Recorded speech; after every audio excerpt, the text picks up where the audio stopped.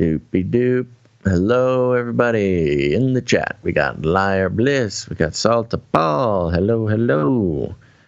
Getting the story in the place where the story needs to go. Text message should be out. So for those of you who are on the text message alert system, you will, or hopefully you'll be getting a text message very soon. Seems like that whole problem has been fixed, which is very nice. You are not on our text message list. It's fine, but it'd be cool if you were on the list.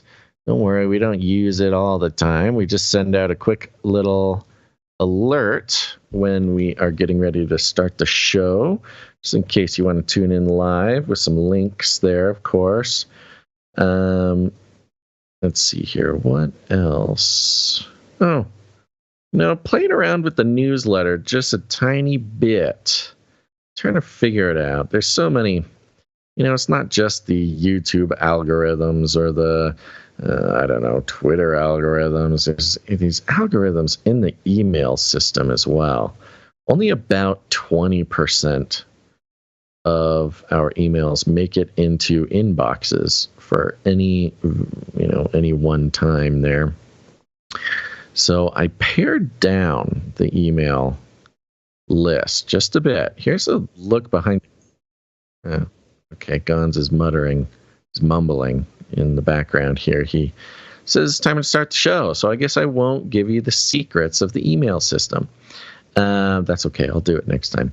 All right, everybody. It's time to get the show rolling. So let's do that.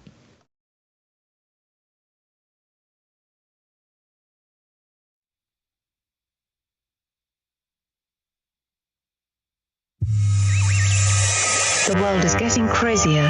People are acting more and more insane. The end of the world is tomorrow. Tomorrow. There's only one thing to do when the world is falling apart.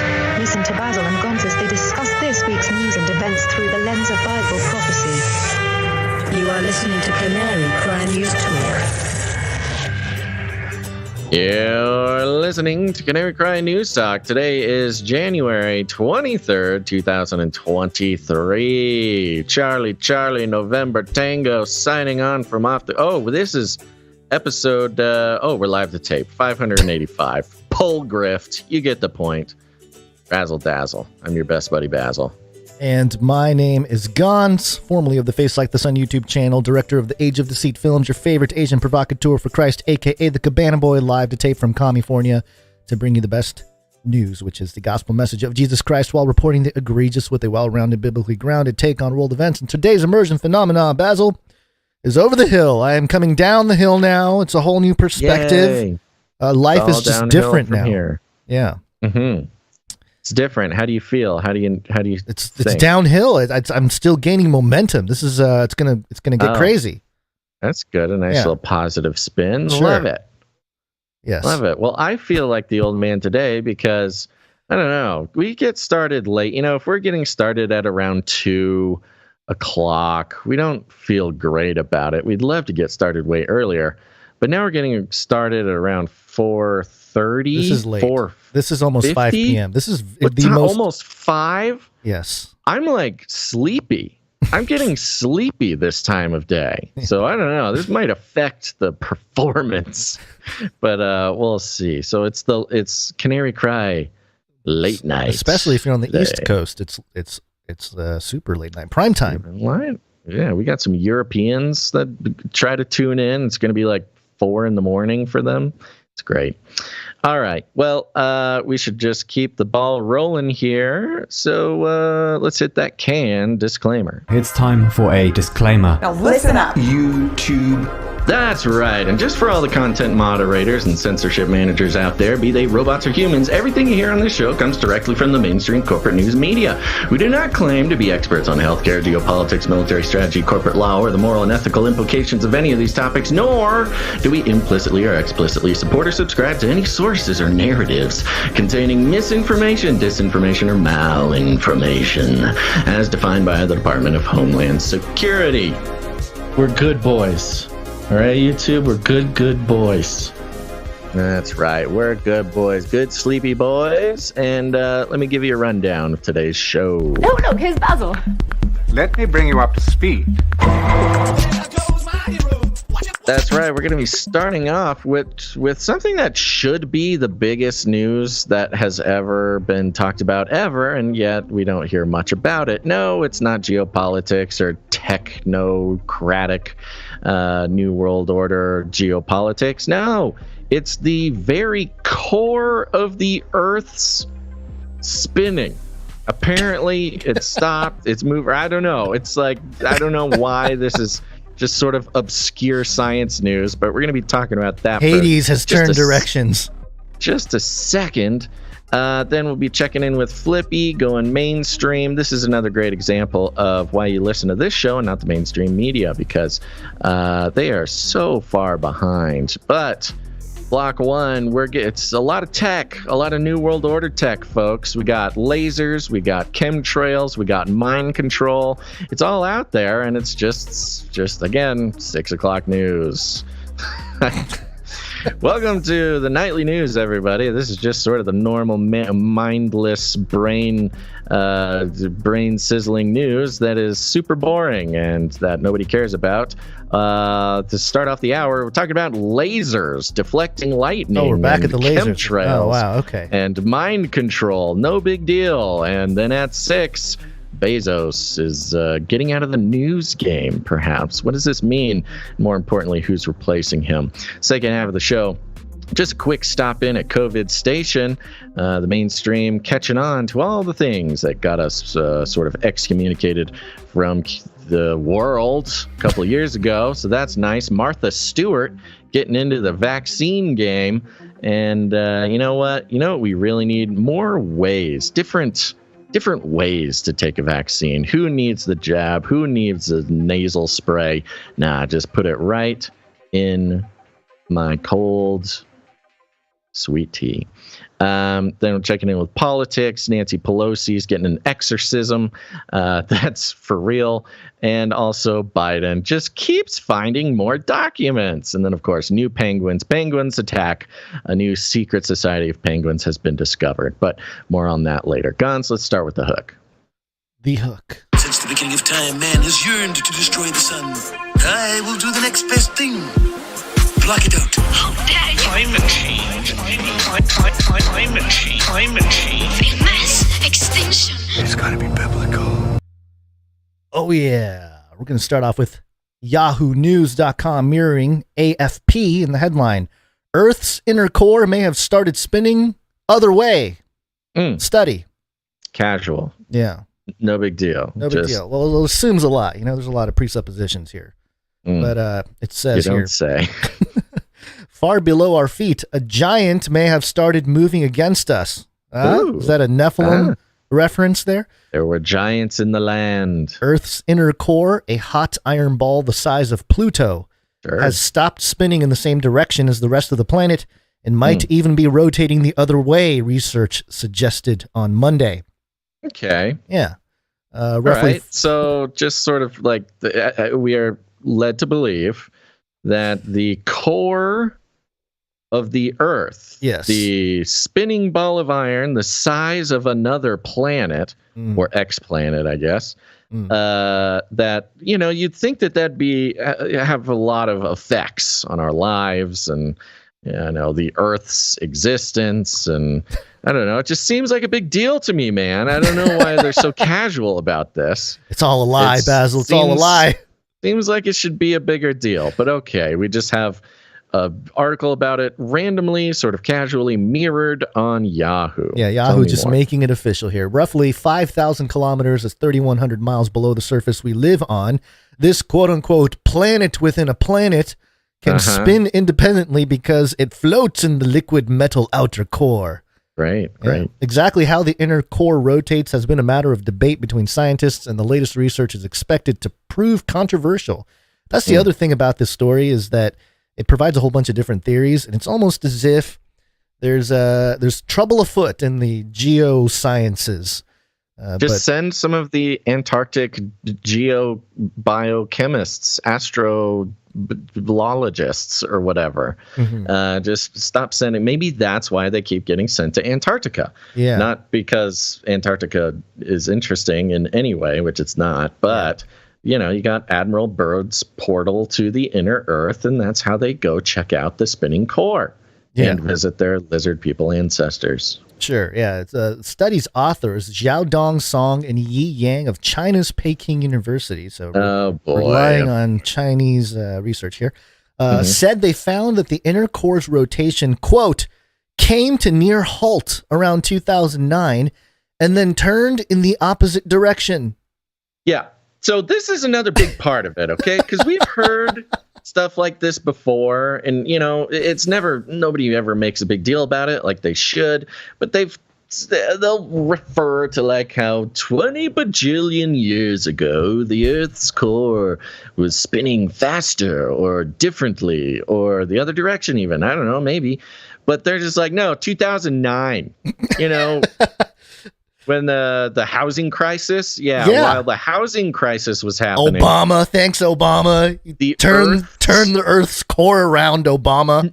Not just changed directions, but stopped for a second. Yeah, that would be a big deal. Guess we're just finding out about it now. Quote, we believe the inner core rotates relative to the Earth's surface back and forth like a swing. They told AFP one cycle of the swing is about 7 decades. Thought that was interesting. 70 years is a 70 cycle. Years. Yeah, which has a lot of biblical kind of references. Still seem, I mean, like in the milieu of secular science, 70 years seems way too fast. Yeah. You know, like within one lifetime, the Earth's core just changes direction for no reason, and we have no idea how, but it just happens. No big deal. Yeah, they say it previously turned in the 70s, and then they're expecting another turn in the 40s. Stuck in the middle, so far there's little to indicate what the inner core does, has much effect on surface dwellers. But the researchers said they believe there were physical links between all Earth's layers from the inner core to the surface. We hope, this is a quote, we hope our study can motivate some researchers to build and test models which treat the whole Earth as an integrated dynamic system. To that I say, they don't do that already? I thought these are like smart people, these geochemists and computer scientists. It's kind of an interesting sort of I don't know, yielding to sort of the Gaia principle. It is. First of all, this we have the astrologists and how like the stars affect your blah blah blah blah blah. Okay, whatever. I don't know. Probably not. But the core of the Earth, like the Earth's magnetic field, is pretty like plays a pretty big part in our lives for a lot of different reasons. The least interesting of which being just like compasses and GPS systems. Yeah. And, you know, in theory, I mean, we just had this a couple of years ago, the Earth's magnetic poles switching, which is also just like, okay, we don't ask questions. We don't really consider like how or why or what this means for like broader cosmology, like the broader existence in the universe, how, whatever. I don't know. We don't ask a lot of questions. But the core of the Earth, the planet within the planet, stops, just pauses in 2009 and then turns around. Repent. Yeah. No, I don't think so, buddy. This is either a computer simulation or a God exists, or both. Why not both? Why not? It's ridiculous. Yeah, it's the clock that is the creation. Geophysicists divided. Another theory, which Vidal said has some good evidence supporting it, is that the inner core only moved significantly between 2001 to 2013 and has stayed put since.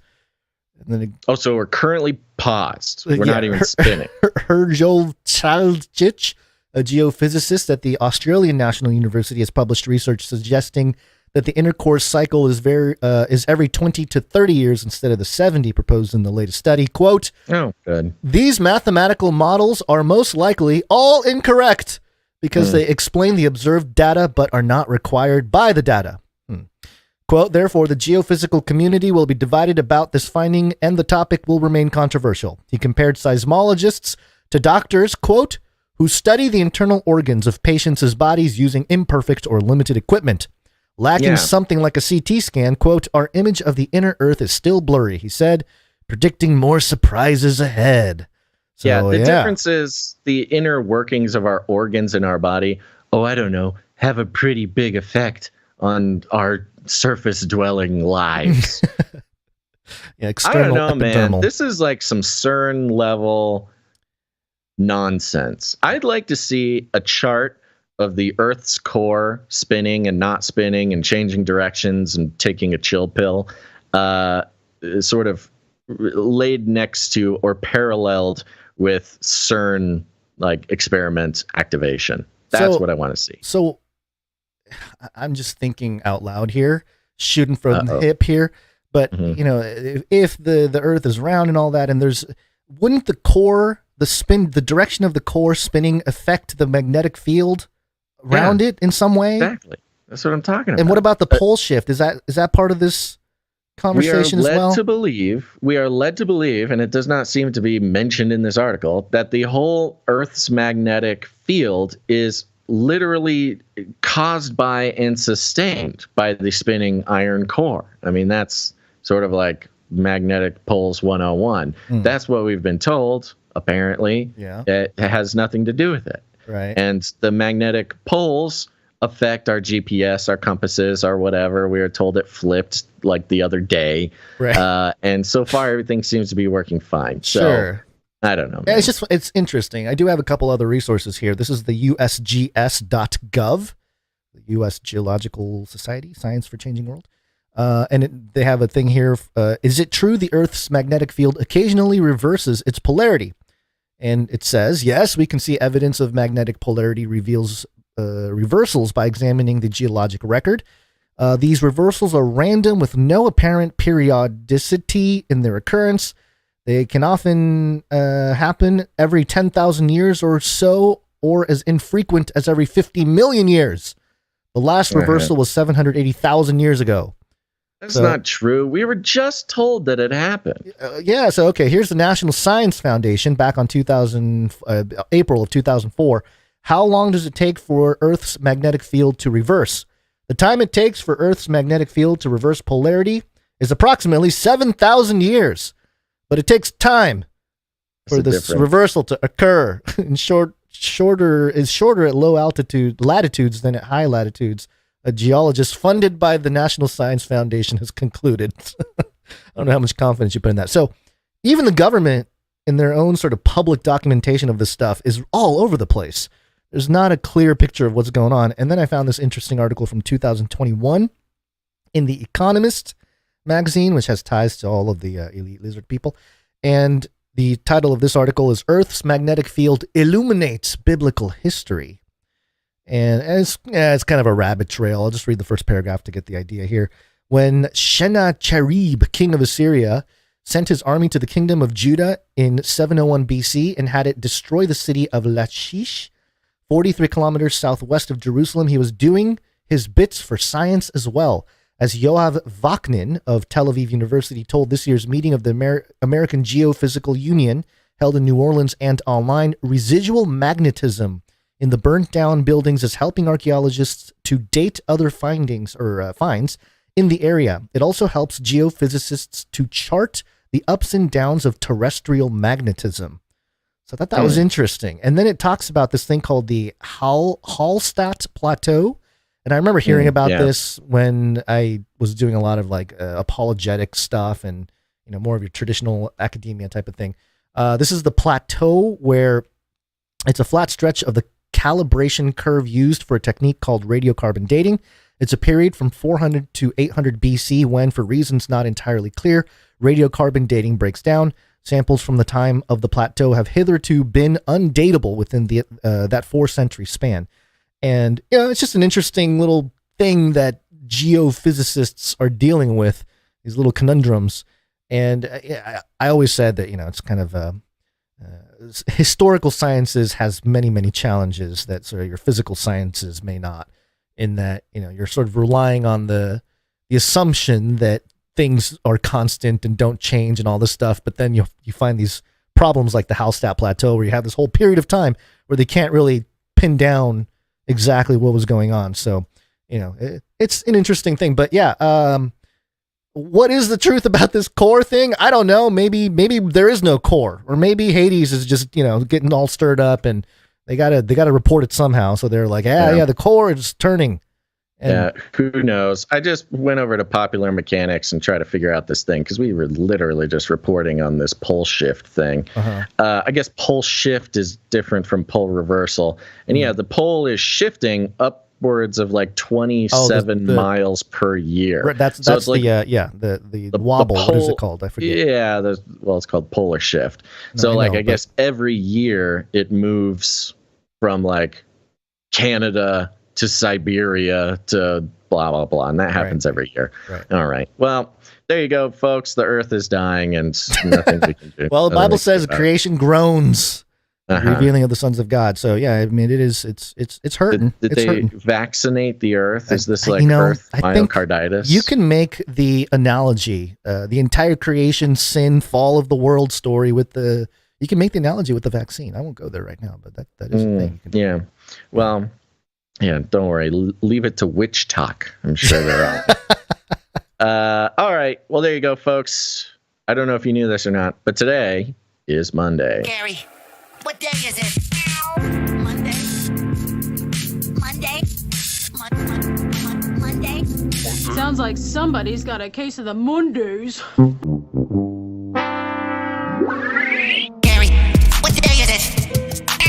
Monday. True. I do have the case of the Mondays. We're starting the show. It's late. I'm sleepy, but that's okay. We're starting out the week, and it's a week where Gons is older than before. Yeah. So your real birthday was on Sunday. How was it? Yeah. So let me just run through real quick the weekend experience here. Here we go. It was very interesting. Okay. So Saturday night, I read a note from Dr. Michael Heiser.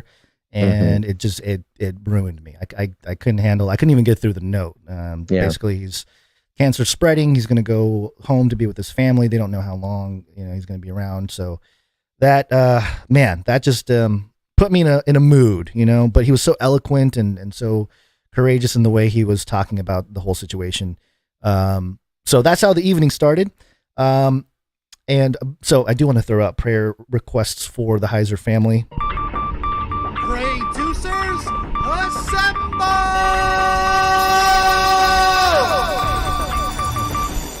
Just for the health of Mike, and also just the well-being of his loved ones, and all of us. It's a tough situation, man. That's just been too much of that going on the last couple of years. So read that note. I'm already in a mood, and then we hear about the Monterey Park shootings. You hear about this, Basil? 10 Asian people shot dead, 10 more injured. At the ballroom dancing studio. Yeah. And there's some news about it. Breaking 9/11 was reporting California mass shooter ID'd as 72-year-old Hu Can Tran. HUUCANTRAN. And I'm like, I'm not going to say what everyone's thinking, but seriously, come on. Yeah, it's low-hanging fruit. It's such low-hanging fruit. We actually don't have anything in the show about it today, but there's weird stuff, man. Many weird things. Dude was 70 years old. His name is weird. He stopped by the one dance studio and then went to another dance studio. Like he's the dance studio massacre. It's very strange. Of course, they found him dead in his van later. Afterwards, allegedly suicide. It's a whole thing is just bizarre, and I have bizarre. my speculations about what's going on there. But so that's happening as we're rolling into midnight and birthday hour. So I'm like, hey, awesome birthday, mass shooting to kick it off. That's just great. So I'm tired. I go to sleep. I wake up in the morning, and I put my hand down. I feel something a little moist on the cover there. I go, oh, what is that? So I look down. Cody had given me an early birthday gift. It was a vomit. It was, I think, dinner from the night before. Just vomit all over.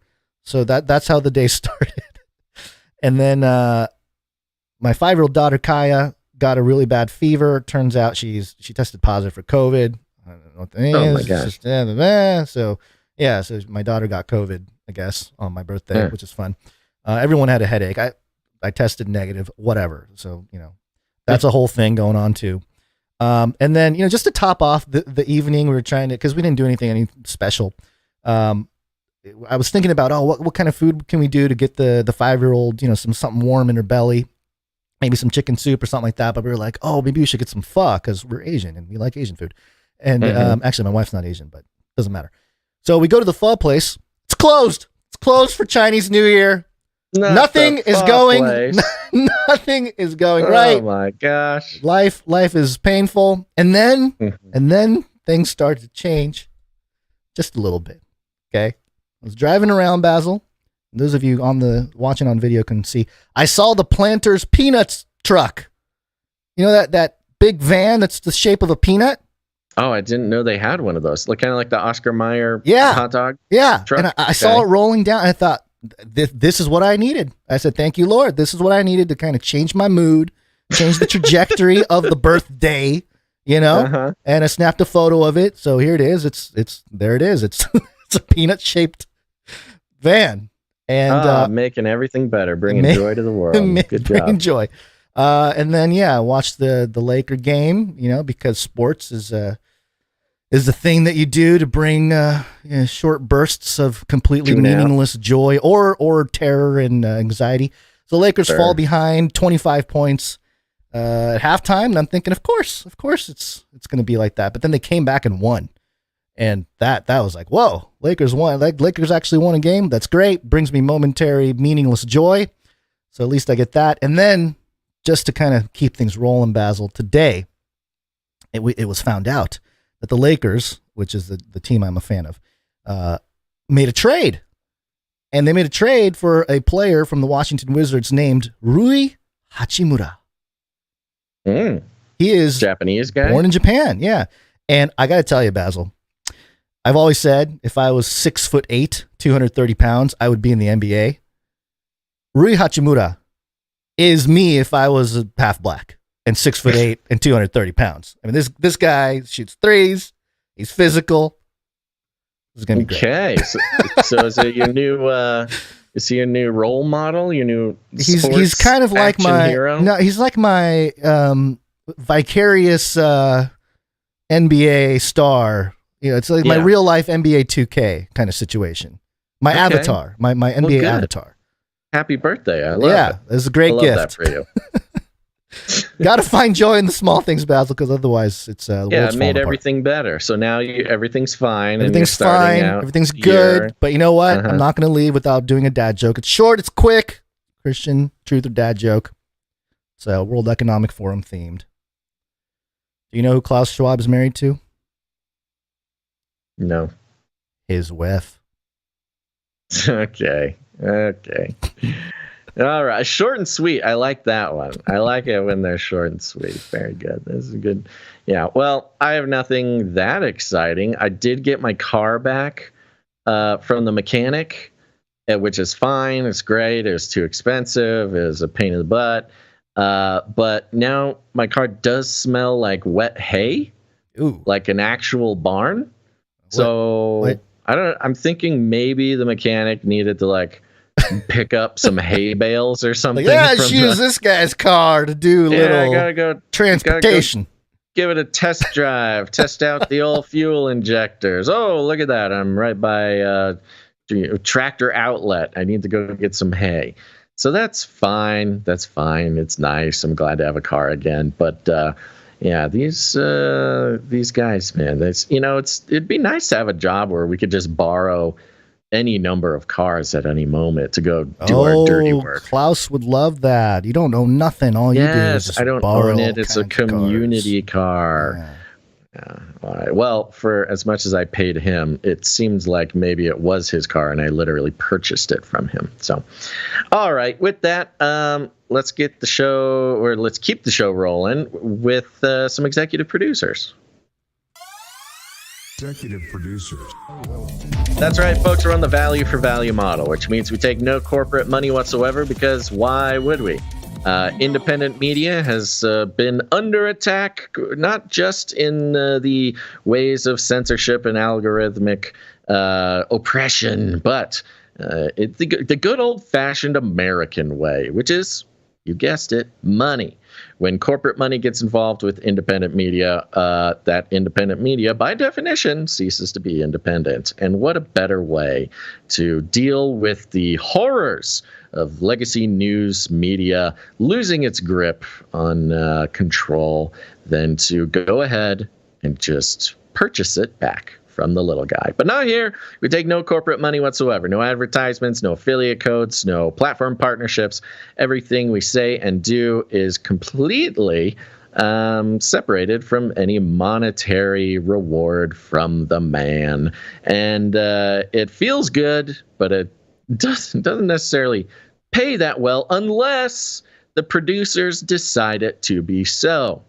And you can produce the show. If you get value out of this show, you have the responsibility or the opportunity, depending on how you want to look at it, to put value back in. And that's not just money. You can produce the show with your time, your talent, or your treasure. Everybody should give it a try at some point in their life. It feels good to put value back into something you appreciate. But the executive producers come in hot and heavy, making sure that we can last another day, keep the lights on over here, and we appreciate them very much. And we're going to thank them right now. Are you ready, Gons? Yep.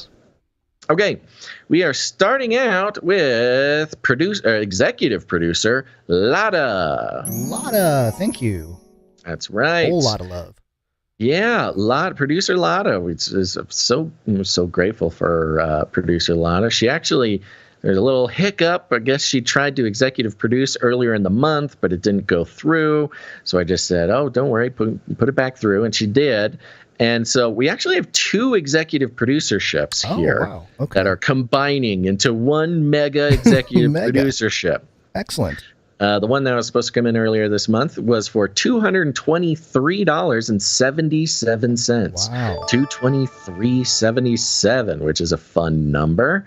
It's kind of like 322 backwards plus the 77. I love it. Thank you very much, executive producer Lada. Thank you. But then Lada came in, and the note will explain it, but also came in with a Gonz's birthday executive producership, hey. 122.83. Thank you so much, Lada. You're so generous. So generous. Thank you very much.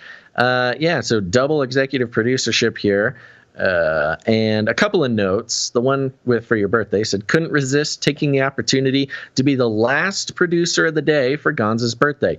And she literally came in at 11:59 on your birthday. So just got it in there. Well done. Yes, I was probably just learning about Monterey Bay and thinking, oh, yeah, good. Yeah, great.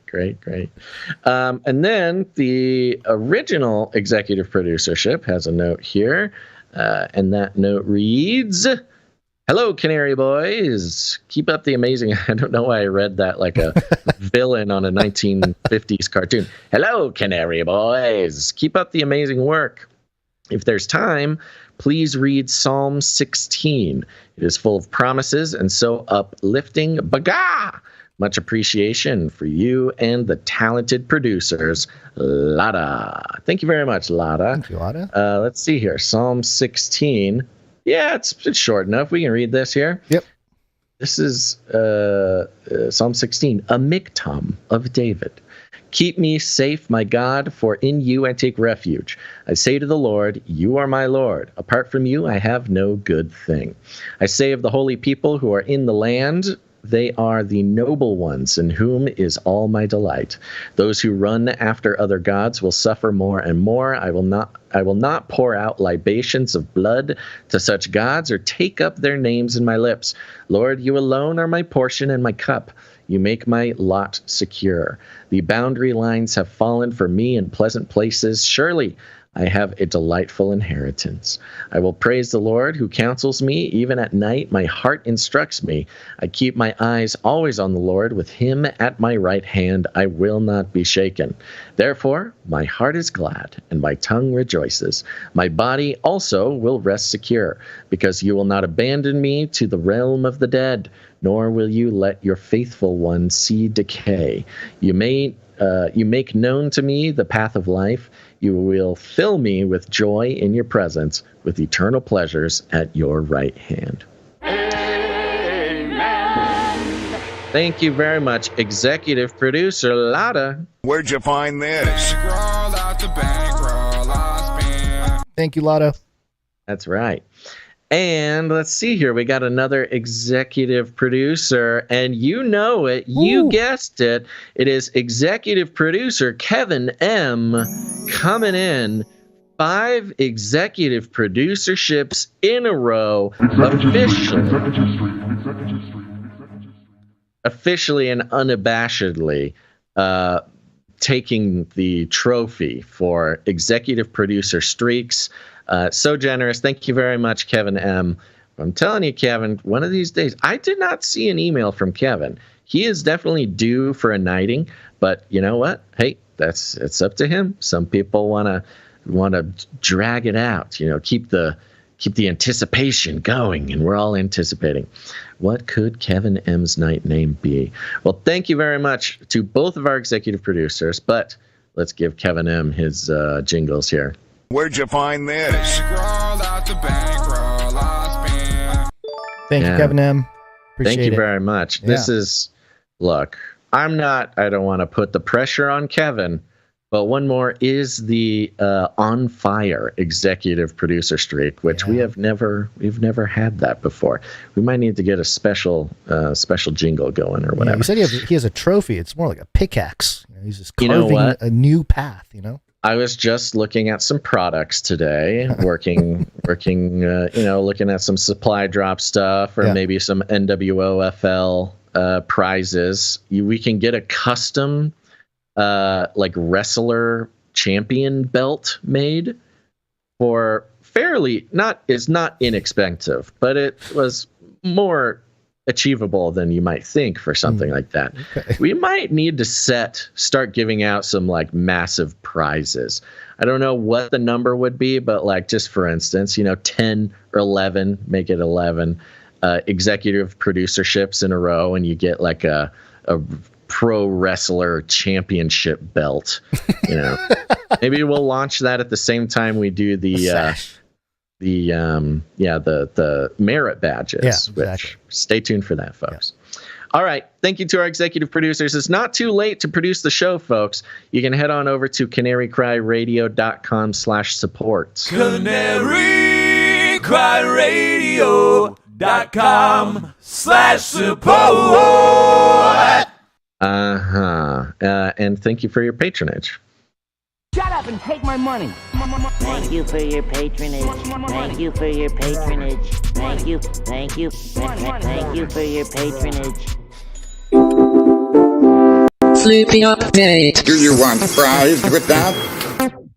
That's right, folks. It's time for the Flippy update. Flippy is our colloquial name for the disembodied robot arms that are taking our jobs, enslaving our children, and flirting with our spouses. We use talking about Flippy as a way to explore all the new, fun, and exciting ways that robots are taking over the world, and how there's nothing we can do about it. Flippy, as we know, infamously the burger flipping robot that started it all. We started taking a look at Flippy back in, I think, 2016, back when Miso Robotics was but a small startup.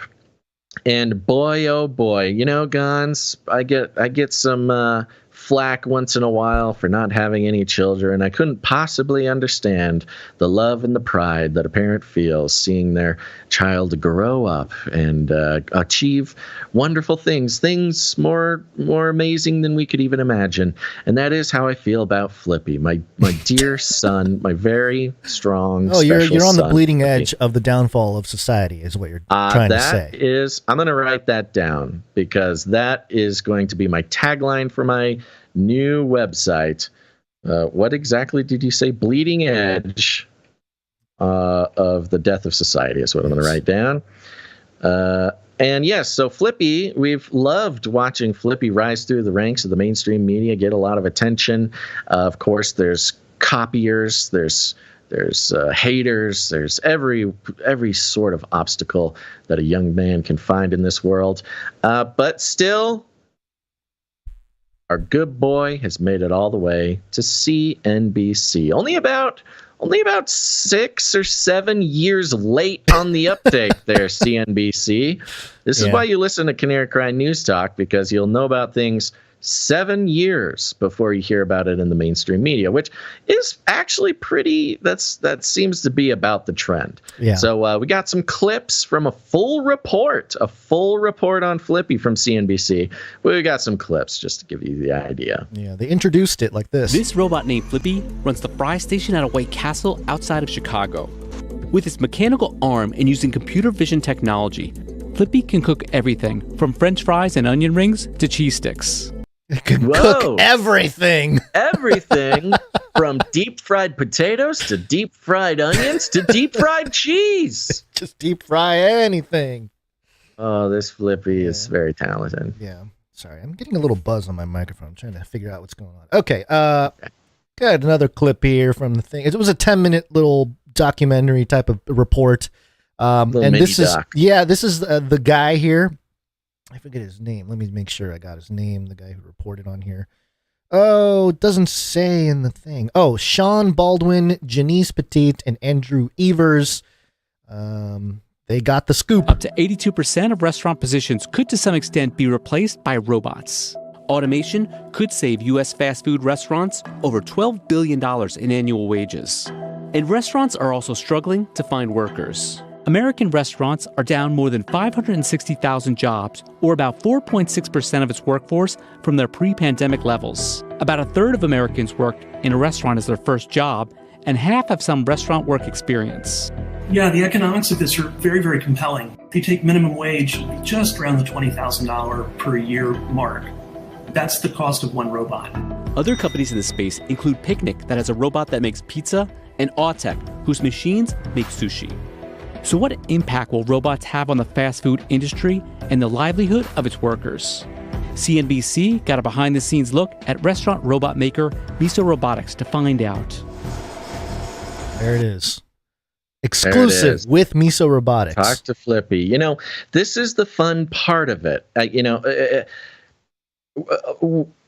especially, have had an obsession with this particular robot and then branching out to other robots. And I'm obviously not the first one. There's some old-timers, some old-timer tinfoil hats who've been talking about it for a while.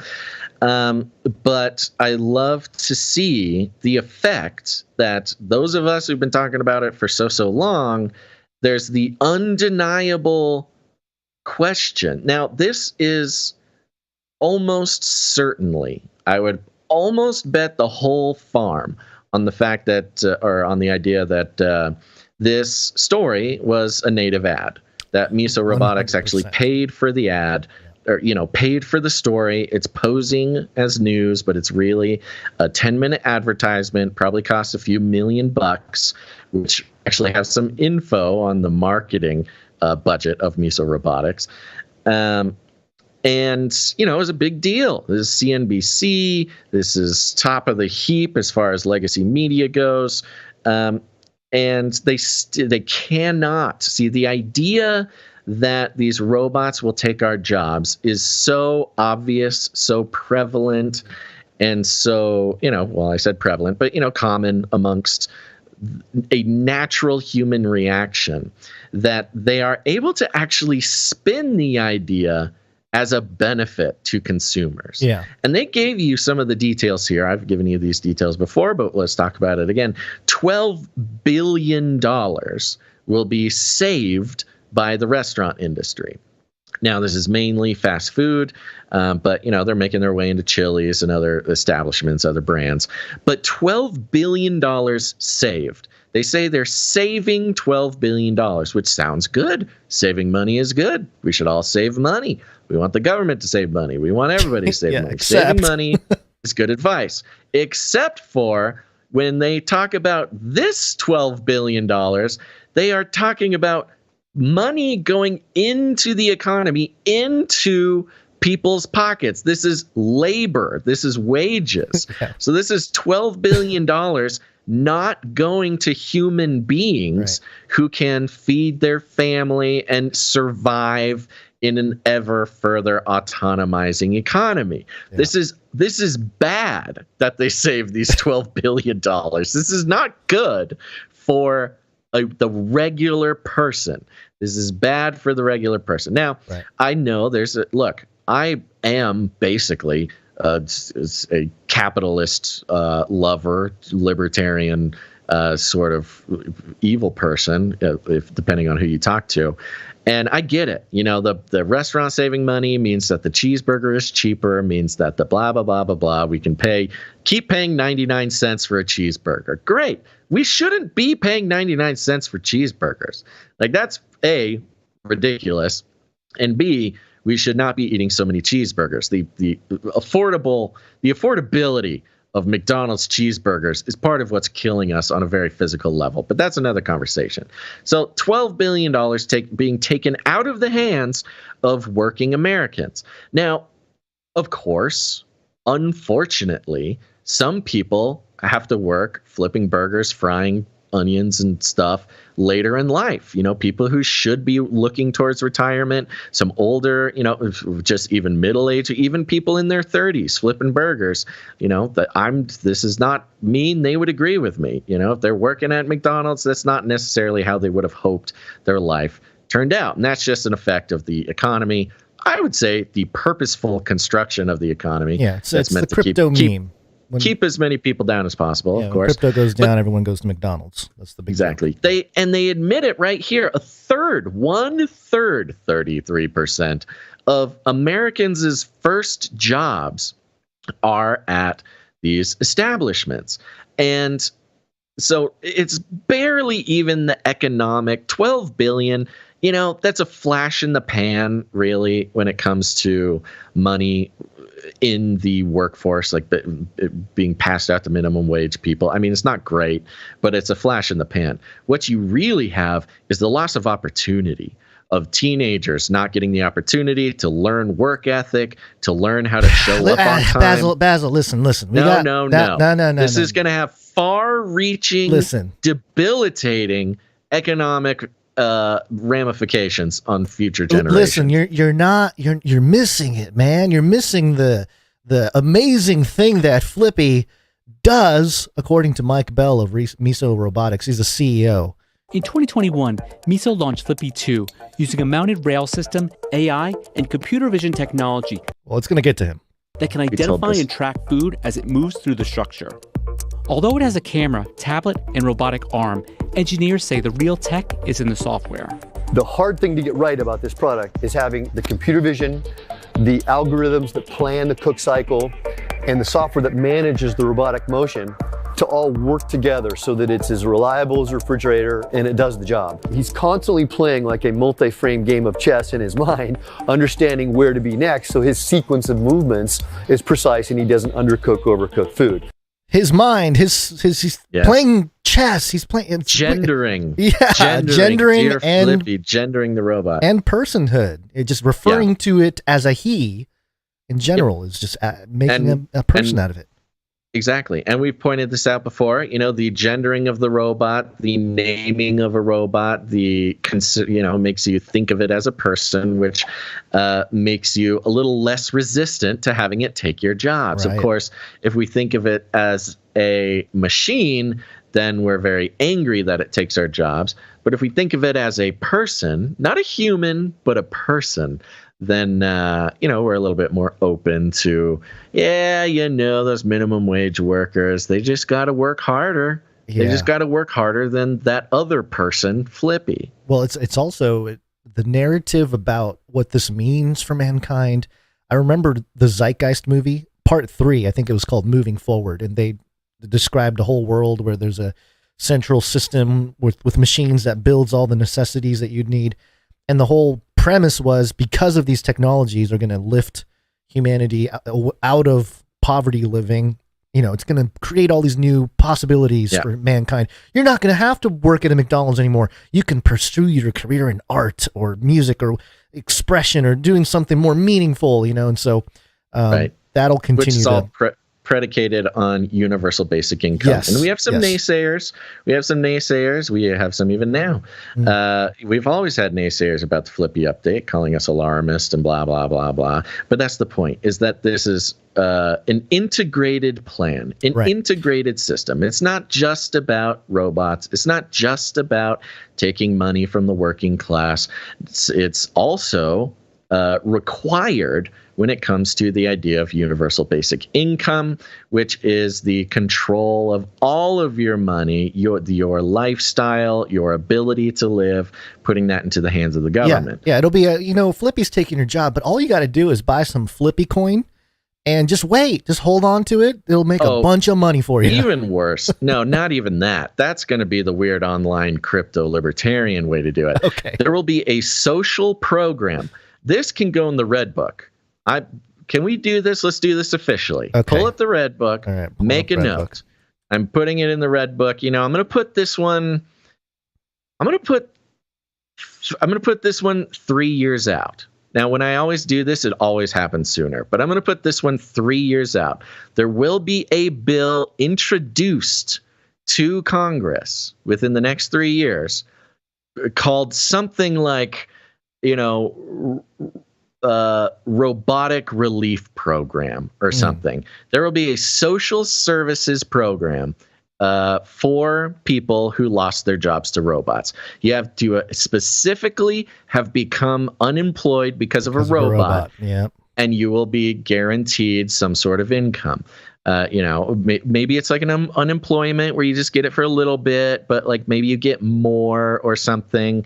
But there will very specifically I think 3 years is putting it out even a little too far, but I'm not saying it'll be passed right away, but within 3 years, there will be a bill put on the floor in Congress or the Senate or whatever, introducing this sort of social safety net from robots. And that'll be the start of the universal basic income. Yep.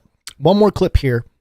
Robots are hard to develop and they're expensive to develop. It takes a lot of time and money and frankly a lot of engineers to get all the technology working together smoothly. Miso makes money by having more and more robots in the field. In 2021, Miso spent $1.5 million on R&D, $7.8 million on salaries, $6 million on sales and marketing, and a little over $6 million on overhead and administrative expenses. Just want to put it out there, be transparent here. We did not receive any of the money from the sales and marketing team, even though we have an entire segment named after the Flippy robots. Yeah. Just want to make that clear. In the biggest injustice to ever be done to independent media creators, I have not received 1 cent from Miso Robotics. And it's about time that I do, honestly. We got to figure out a way to get, Just contact Mike Bell, ring his bell, like, hey, buddy. I did contact Mike Bell on Twitter, and I did receive a message, probably from a robot. But I have reached out. I have DM'd with the Miso Robotic Twitter account, which I think was a robot. And I did find Mike Bell on Twitter. I've not heard back from him. But yeah, it's time for my paycheck, Miso. Reparations. Give me a piece of that $6 million. Reparations for robot reporting. Let's continue with the clip. On overhead and administrative expenses. Real quick, hold on. Mm-hmm. And Miso, if you're thinking to yourself, why would we pay somebody who talks about our robots taking over the world? You're already paying CNBC to do that. Okay. Right. So this is. Come on, you're paying CNBC native ad to talk about your robots taking over the world. I need some back pay is what I want. CNBC I want a deal. Is not going to use their resources for a 10-minute fluff piece on Miso Robotics and Flippy unless they are getting paid well. I want a deal, I want a company car, and I want back pay for my work for you, Miso Robotics. And administrative expenses. Revenue was just $36,000 in 2021, mostly from the deployment of one Flippy. Right now, it seems like Miso Robotics is probably the biggest and best known player in the space. Competitors is a pretty small pool at the moment.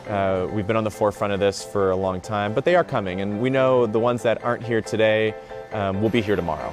Americans spent $2.1 trillion on food in 2021, with more than half of that money going to food away from home purchases. The tide has turned. There's no longer a question of are robotics coming to the industry.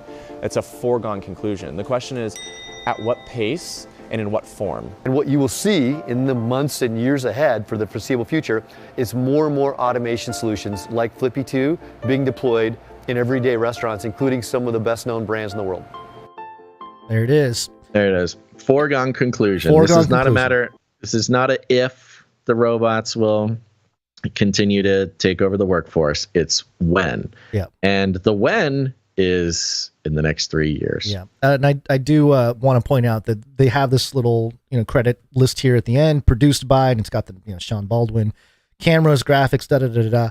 And, Do I get a special thanks at least? No, I don't see a Nothing? mention of Basil. Yeah. Of course. Yeah. So, but this is why we do our producers here, because, we list and thank our producers for each episode, because each episode is produced by you guys. And so it's a very similar model here.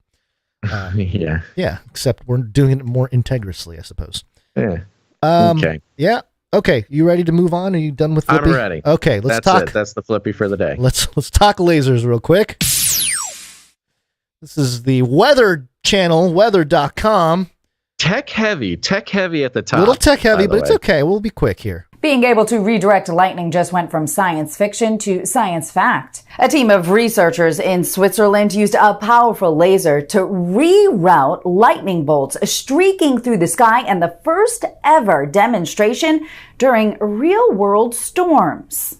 The laser essentially carved a path through the air, guiding the electrical current to a lightning rod on top of Santis Mountain in northeastern Switzerland. The rod is hit about 100 times a year by lightning, but the experiment saw it hit 4 times in just 6 hours of total use over several months. Traditional lightning rods are limited by their height, and installing a metal rod hundreds or thousands of feet in the air is impractical. This laser technology is the first step in protecting larger areas like wind farms, airports, and other important infrastructures if it can be scaled in the future. Laser walls, no longer these old Trump walls. We're going to be laser protected.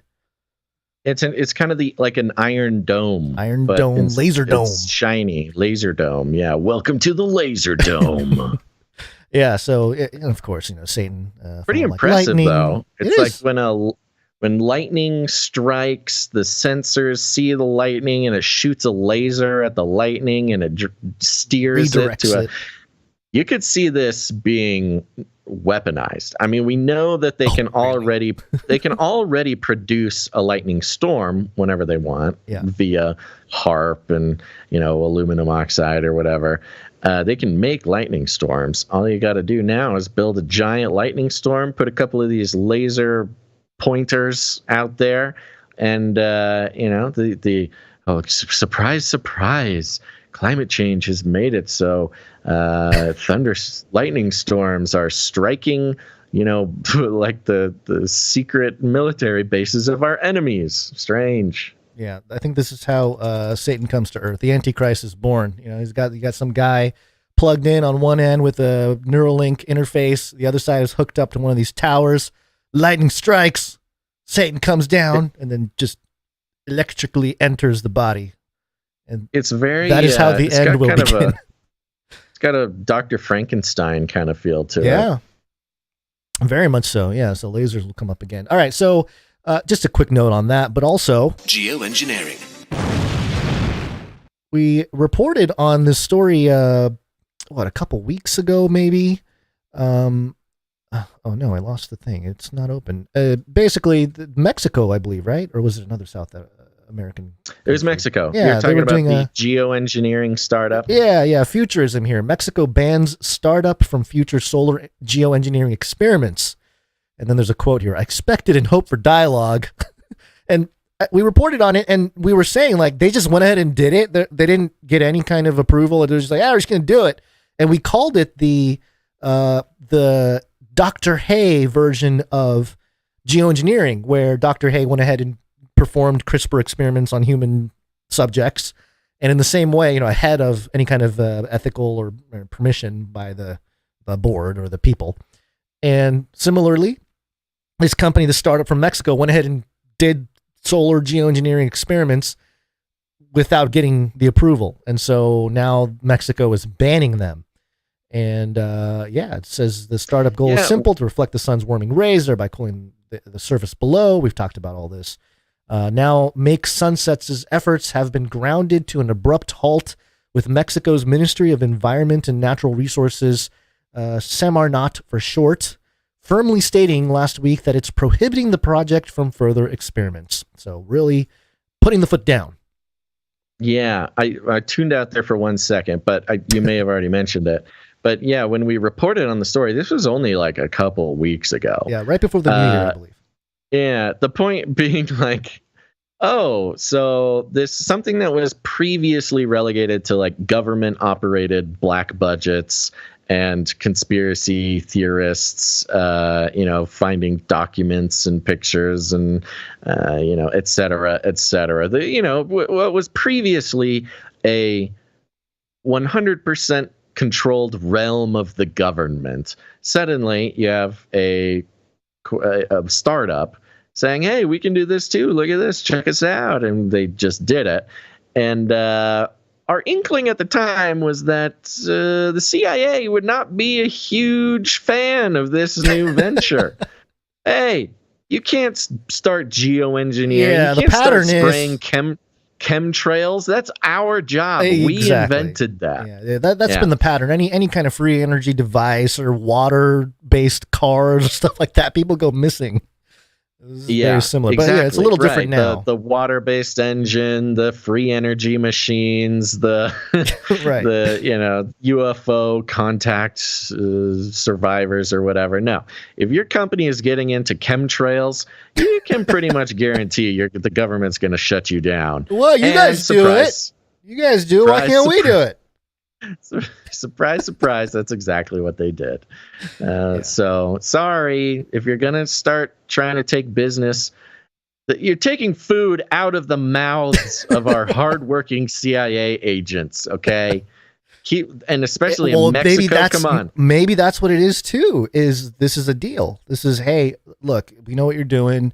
We're going to say that, putting a ban to it, but here, come on in. Let's talk. Let's bring you into the inner circle. The CEO of the chemtrail company woke up one morning, looked in the mirror and saw a red laser dot right on his forehead and thought, I guess I'll rethink this whole strategy. Yeah. Speaking of which. So that's a fun one. Yeah. Let's get into some mind control here. Mind control research intensifies. Specifically from Davos.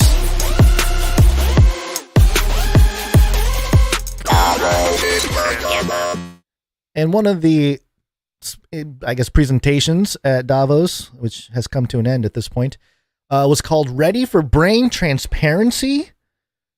And, I said transparency was going to become a thing everywhere, but here it is again. Ready for Brain Transparency. And it features Nicholas Thompson and Nita A. Farani. And I have some clips from the presentation here. It started off with an animation of a scenario, a work environment scenario, where you would have the ear devices, kind of like what we have now with the Apple, the what is it called? The AirPods, but it's collecting brain data. And, what kind of work experience might you have if you had one of these devices? And it kind of paints this picture. Here's a short clip. You mentally move the cursor to the left and scroll through your brain data over the past few hours. You can see your stress levels rising as the deadline to finish your memo approached, causing a peak in your beta brainwave activity right before an alert popped up, telling you to take a brain break. But what's that unusual change in your brain activity when you're asleep? It started earlier in the month. You send a text message to your doctor with a mental swipe of your cursor. Could you take a quick look at my brain data? Anything to worry about? Your mind starts to wander to the new colleague on your team, whom you know you shouldn't be daydreaming about, given the policy against intra-office romance. But you can't help fantasizing just a little. But then you start to worry that your boss will notice your amorous feelings when she checks your brain activity and shift your attention back to the present. You breathe a sigh of relief when the email she sends you later that day congratulates you on your brain metrics from the past quarter, which have earned you another performance bonus. You head home jamming to the music, with your work-issued brain-sensing earbuds still in. When you arrive at work the next day, a somber cloud has fallen over the office. Along with emails, text messages, and GPS location data, the government has subpoenaed employees' brainwave data from the past year. They have compelling evidence that one of your coworkers has committed massive wire fraud. Now, they're looking for his co-conspirators. You discover they are looking for synchronized brain activity between your coworker and the people he has been working with. While you know you're innocent of any crime, you've been secretly working with him on a new startup venture. Shaking, you remove your earbuds. Ooh, the battle for your brain. A Black Mirror episode. Is it the future you're ready for? Nobody likes it, huh? She walks on stage. Nobody's a fan. We can't see you, Baz, on video. Yeah, she walks on stage like, "Hey, howdy, everybody. Is this the future you're ready for?" And the audience is like, horrified. They're horrified. There's like a couple claps, like, yeah, get rid of those criminals. It. Yeah, well, the CEO and the CEOs and the CIA agents are all stoked on this. The guys are thinking like, oh, will I know if a lady is thinking about me with her mind map? So, so here's Nina Farahany, a little bit more here. We got some clips. This is her talking about how brainwaves are just data. We've heard a lot about AI over the past few years here at Davos. It's been the talk of the hour. But I want to talk about it in a different way, which is the ability to decode brainwave activity. After all, what you think, what you feel, it's all just data. Data that in large patterns can be decoded using artificial intelligence. Oh, that's everything you are, Basil, your feelings, your experience, just data. Patterns. It's just data. Just patterns. Data. Don't worry about it. Well, we know this. Yeah, we already know this. This is just reinforcing what we already know. We're just data, molecules in motion. And then there's some Q&A stuff that I have here clipped. Some interesting topics that she brought up. Is there any possibility that this technology could work while not actually touching your skin? Right? Like right now, you have to make a choice to put on a headset or a hat or something in your ears. Is it possible that the WEF could have it in the ceiling? No, not for brainwave technology, but it is possible to disrupt brainwaves remotely. Mm-hmm. So if you've heard of Havana syndrome, Havana syndrome is a belief that people have suffered from. The leading theory is that it's targeted microwave activity at brains to disrupt brainwave activity. There's no proof of it yet, but there's at least a couple dozen cases where there isn't a good explanation for why the individual suffered from disruption of mental abilities. And there's certainly a lot of investment in trying to figure out whether you could target the brain remotely. It's much more difficult to figure out how you could read the brain remotely. Yeah, we're having problems reading the brain remotely, but in terms of disrupting your brain flow, we definitely have the technology. Problem. Easy. There's no proof, but Havana syndrome is a thing that people think. I know. That is like, hilarious. What? That was a hilarious detail. All right. So let's see. This is another one. Davos folks, they're just getting right down to business, aren't they? Oh yeah. I mean, they pretty much straight up tell you that what they want to do is collect more brain data, which is something we've been saying for a long time. I am a futurist. Yeah. I'm not a perfect predictor of the future, but I'll give you my 1 year, 5 year, 10 year. So focusing in the world of wearable technology as opposed to implanted technology. And I do believe that within many of our lifetimes, we'll see healthy people using implanted brain technology as well. Then we can decode complex thought. But wearable brain technology, I think in 1 year, we will be largely where we are now, but with much better form factor technology. So many companies are launching these earbuds and headphones this year that have sensors that are built in. One of the things that has limited the widespread adoption of the technology until now has been that you have to wear something like across your forehead. Most of us aren't going to do that. But when it's the same device that you're using to take calls from and also to listen to music from that also is picking up brainwave activity, it's integrated into your everyday life. Because of that, the decoding will largely be in the same place a year from now, but as healthy people in a widespread way start to have their brainwave data collected, the insights that we can gain through pattern recognition will exponentially increase and pretty quickly. So 5 years from now, what we can actually decode will be massively increased from where we are today, simply because we'll have a much greater data set from which we can actually create those correlations. Again, that's frightening but promising. Frightening but promising. She keeps doing this double-edged sword thing where it's like, it's the scariest thing ever, but it's going to be terrific. Frightening but promising. Yeah, I love it. That's so optimistic of her. Yeah. One more clip here, and this is the 10-year timeline, and she talks about cracking passwords. 10 years from now, even wearable technology, I don't think is going to decode complex thoughts, but it is going to decode a lot more. And already, gamers have figured out, for example, while a person is wearing a headset, how to prime a person through their brainwave activity to be able to decode their PIN number and their home address. So you don't have to have your full complex thought decoded to reveal your thoughts, right? It gets at what we think thought is. And how do you decode somebody's PIN number? You flash a series of numbers and see how their brain reacts to them? So you have recognition memory signals that are preconscious and subconscious, and this is part of why it's been used, for example, by governments to interrogate criminals.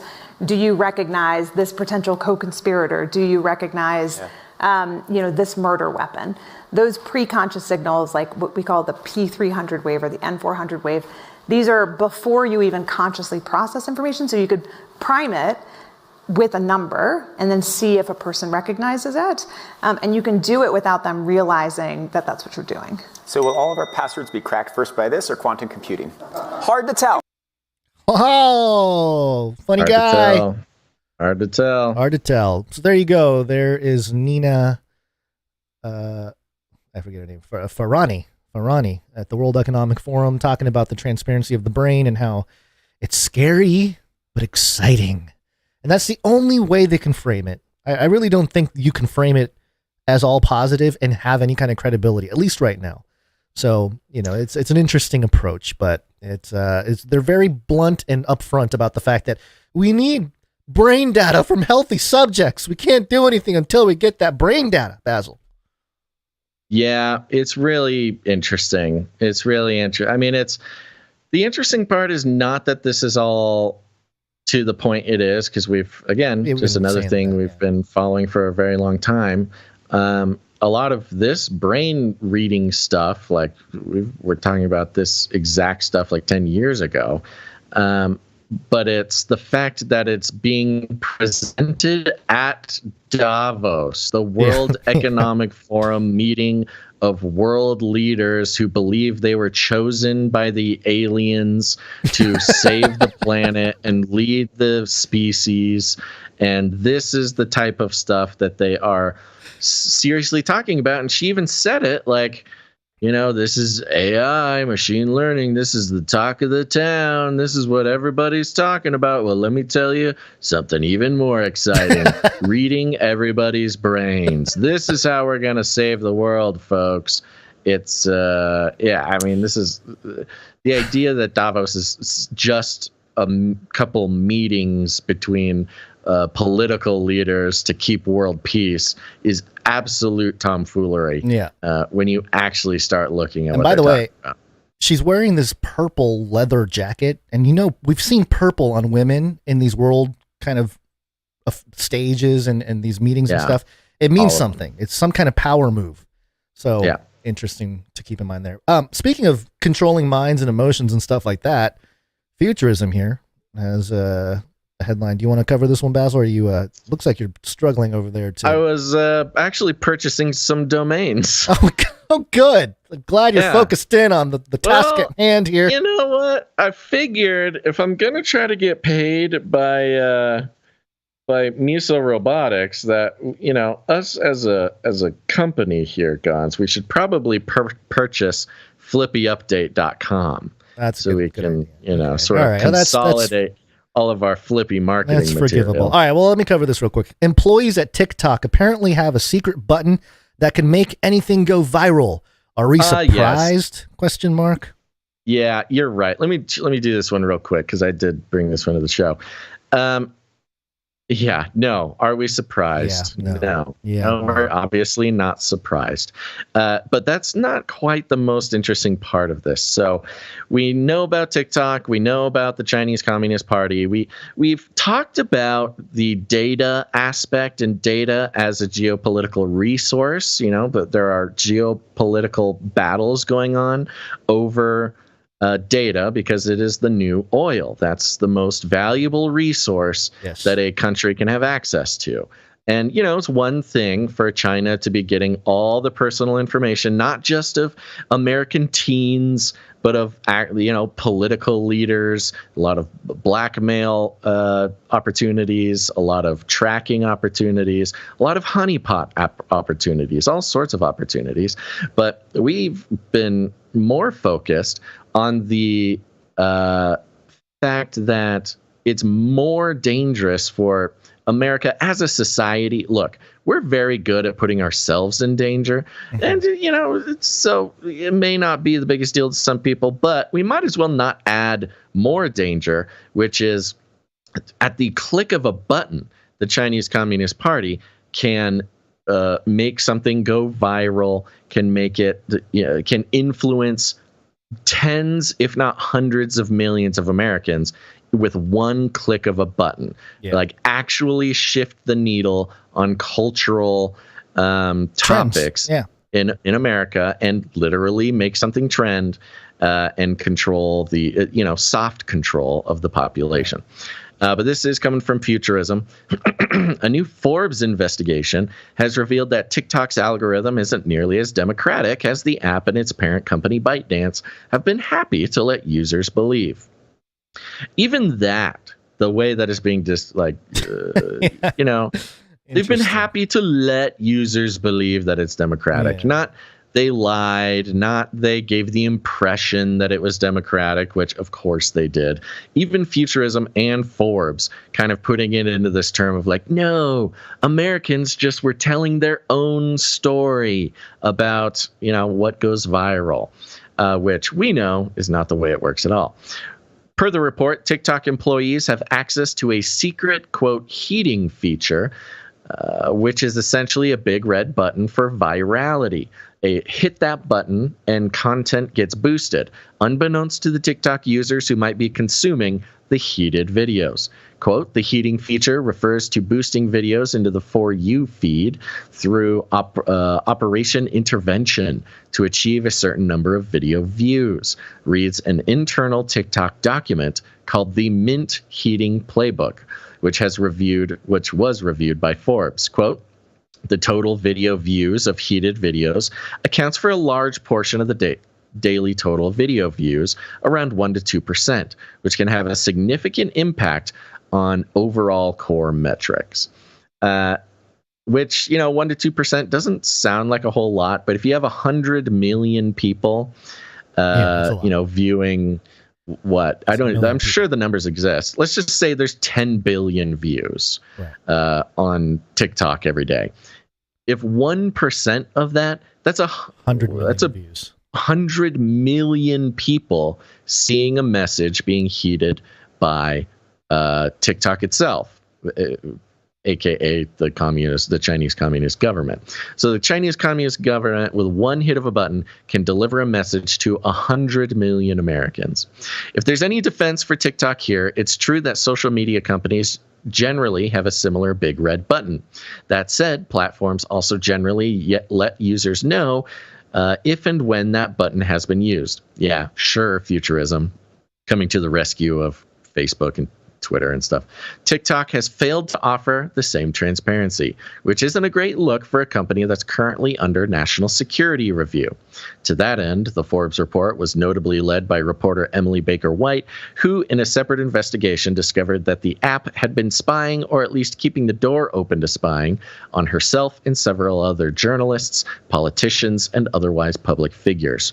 You'd also think that a button like this would be reserved from higher-ups.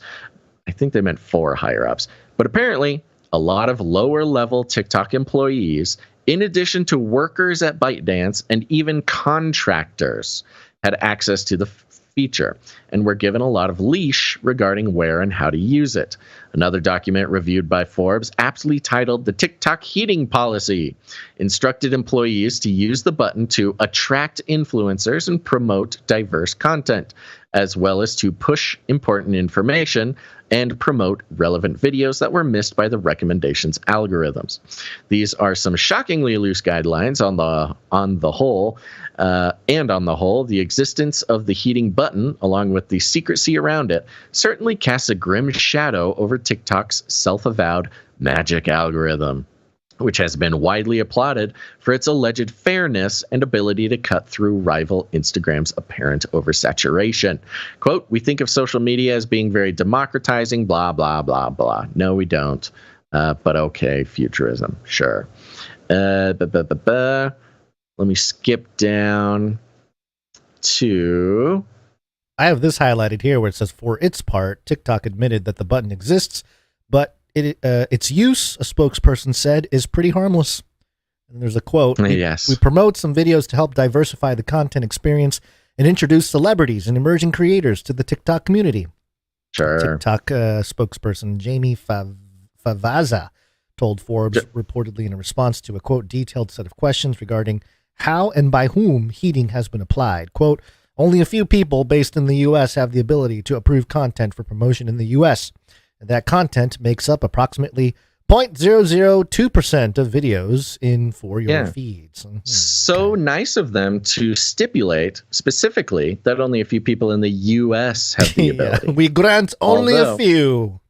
Next paragraph is the good one. That said, those at the company refused to comment on whether employees in China had ever heated content, or if content generated by the Chinese government or state media had ever been heated, according to Forbes.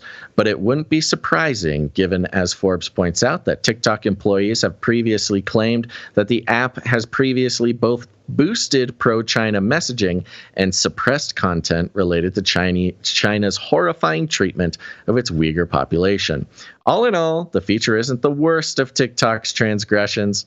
That's saying something. But it's one in a long line of general sketchiness, demonstrating once again that the public and political scrutiny of the app has well and often been earned. So, yeah, this, again, I hate, I don't really like it when we get too obsessed with I told you so's gons, but we're just in that time. We're just in I told you so's time where it's not even really about the data being collected. It's about the soft control over the general, messaging about whatever they want. In this case, being pro-China messaging, but, could have to do with the elections in the U.S., could have to do with, how you should feel about whatever, your own identity or whatever. You get the point. I think this public media attack on TikTok is to create TikTok as sort of the scapegoat. All the other social media companies are doing the same thing. Yeah. But they need a bad guy. So they roll out TikTok. It's perfect. The whole China connection. So it's like, look at these bad people at TikTok with their heat button. But in reality, come on, you're telling me Facebook doesn't have that? Twitter doesn't have that? It's kind of like Biden and Trump. We'll get into it later, but it's like, hey, yeah, of course Biden has documents, but Trump has worse documents. Okay, sure, yeah, but I mean, you're still doing the exact same thing. Yeah, but Trump did it worse. By the way, just as a side note, we did start posting YouTube shorts on our channel here on YouTube, on the Canary Cry News Talk YouTube channel, just because I was able to kind of pump it through the app. And I noticed that most of them got a couple thousand views right away. except one. And I realized I think I messed up on the title because it was that CCP joke where I say, oh, the CCP was trying to detain me. So I actually put that in the title. CCP was trying to detain me. And the video didn't get out there. There's like less than 500 views. The other one's got like 2,000 or 3,000 views. So yeah, definitely any kind of mention, even though it says jokes in the title, you know, the YouTube is like, no.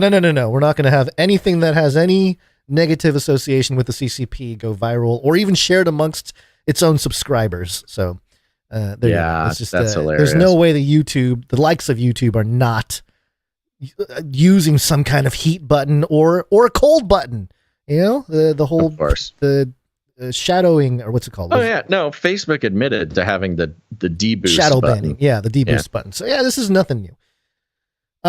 Do we have time for this other one? I feel like we're going a little long in this segment, but I don't know, but I did just purchase flippyupdate.com. So all right, don't worry, everybody, our future is secured. Let's do this real quick because it is it is news. Okay. That's right. That's Jeff Bezos laughing. New York Post. Jeff Bezos may sell Washington Post to buy Commanders, investors say. Sources. I didn't know. I forgot what the Commanders were. But apparently, it's the Washington Commanders. It used to be the... am I allowed to say it? YouTube going to shut me down for saying the old name of the team? Well, I wouldn't be surprised. The red... And then, you know, the skins. Yeah. Does Jeff Bezos love football more than he loves newspapers? That's a question getting tossed around the nation's capital as its football franchise or NFL franchise hits the block. Chatter is growing that the Amazon billionaire founder is looking to clear the way for a purchase of the Washington Commanders by selling the Washington Post. Goes into all the things here. It talks about Dan Schneider, the owner, who's been embattled with all kinds of negative press in the last couple years, actually. It says here, some believe that Dan Snyder, who's the current owner, suspects Bezos, who bought the Washington Post in 2013 for $250 million, encouraged the tough coverage in 2020 tough coverage of Snyder, that is, in a bid to force him to sell the team. Last week, Bezos stoked fears about looming layoffs at the Washington Post during an awkward visit to the newsroom. A source close to the situation said Bezos told the paper's senior staff in a private meeting that he had no plans to sell the paper. We'll see about that. New York Post, you're giving me a lot of pop-ups. It's not helping. So, and it goes into all this kind of stuff where Snyder he would never sell to Bezos, but the offers come through. It's $6.5 billion or so. He's looking for $7 billion. So, you know, it's one of these things where Bezos can come in if he really wants to do this. I think this is a feeler. I don't know that it's actually going to happen, but I wouldn't be surprised. And it really does speak to this kind of a slow American oligarch takeover, where a lot of the institutions, the American traditions, things like the NFL, which is sort of a pillar in American society, in American culture, being bought up by tech billionaires. You know, we had the Twitter thing with Elon. It seems like it's in that similar vein of just trying to take as much real estate as possible when it comes to the future tech and communications networks and all that. And NFL being a very, very useful propaganda vehicle. You know, it had a lot of the woke stuff, the Black Lives Matter stuff, you know, and all the rest. So aren't these sports ball teams all owned by billionaires already, though? They are. Yeah, he would be getting into a game of billionaires. It's almost like, it's like a billionaire's, you know, not chess, but yeah, something like that, where it's a club of billionaires, and then, you know, they're battling against one another. Bezos is one of these generalist billionaires. Yes. Kind of like Elon, where he wants to be in everything. Yeah. He wants to own everything. He wants to have influence in everything. And admittedly, sports seems to be something that he doesn't yet have a whole lot of influence in. So, you know, it was a bit of a chess move on his part. Is the purchase of the sports ball team contingent on selling the paper, or is that kind of a separate issue? I believe it said that he would have to, you know, find the capital to do it, and that would be one way to make it happen. Yeah, so I mean, he's got a lot of ways. He's got a lot of ways, but it's let's see here. Quote, not only was I told Bezos didn't submit a bid, I've had people telling me the Snyder family has absolutely no interest in selling to Bezos. So that's that back and forth. So there's that's just billionaire negotiations. Right. Yeah. Right. Yeah. Drop $10 billion on his head, and Dan Schneider will have to accept it because there's a he's going to pay $10 billion for the Washington Commandos. What is this? Right. Commanders. Commanders. Sure. I can't get used to it. That is a ridiculous name for a football team. Can't believe you didn't have the sports ball jingle lined up for that one. Oh, I think I did for something else today with the whole Rui Hachimura thing. Ooh. But here you go. I'm watching a sports. Sports did good. Ooh, did the ball go? Yeah. Bezos and his robot dog carriage watching sports ball. All right, there you go. That's block 1 for you. And I'm sure Bezos is having a party. Look at this segue. Go to canarycry.party. Put it in your URL. You go there, you will find a tree of links that leads to everything from where to watch the show, listen to the show, how to support us, and how to connect with the community. Welcome to Canary Cry Party. It's the place you wanna be. So say, welcome to Canary Cry. Gameplay, Canary Cry Party.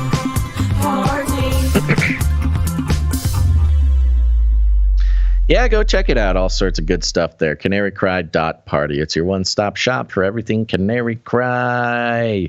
Go join the newsletter or the text message alert system. Get connected with the community. You got the Discord channel. You got the social media. You got all sorts of good stuff over there, canarycry.party. And you can learn how to produce the show. Let's thank some producers now. It's break time!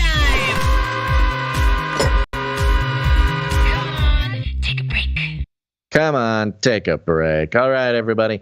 We're going to thank some producers because we are on the value for value model. We take no corporate money whatsoever. We're not doing advertisements, affiliate codes, platform partnerships, nothing, because we don't want anything standing in the way between exactly what we want to say and keeping the show alive. Those things should not be mutually exclusive. And as we've seen in a lot of the stories coming out recently, they are often mutually exclusive. You can either say what you want and languish in poverty, or you can take corporate money and become a mouthpiece of the institution. Those are your two options often.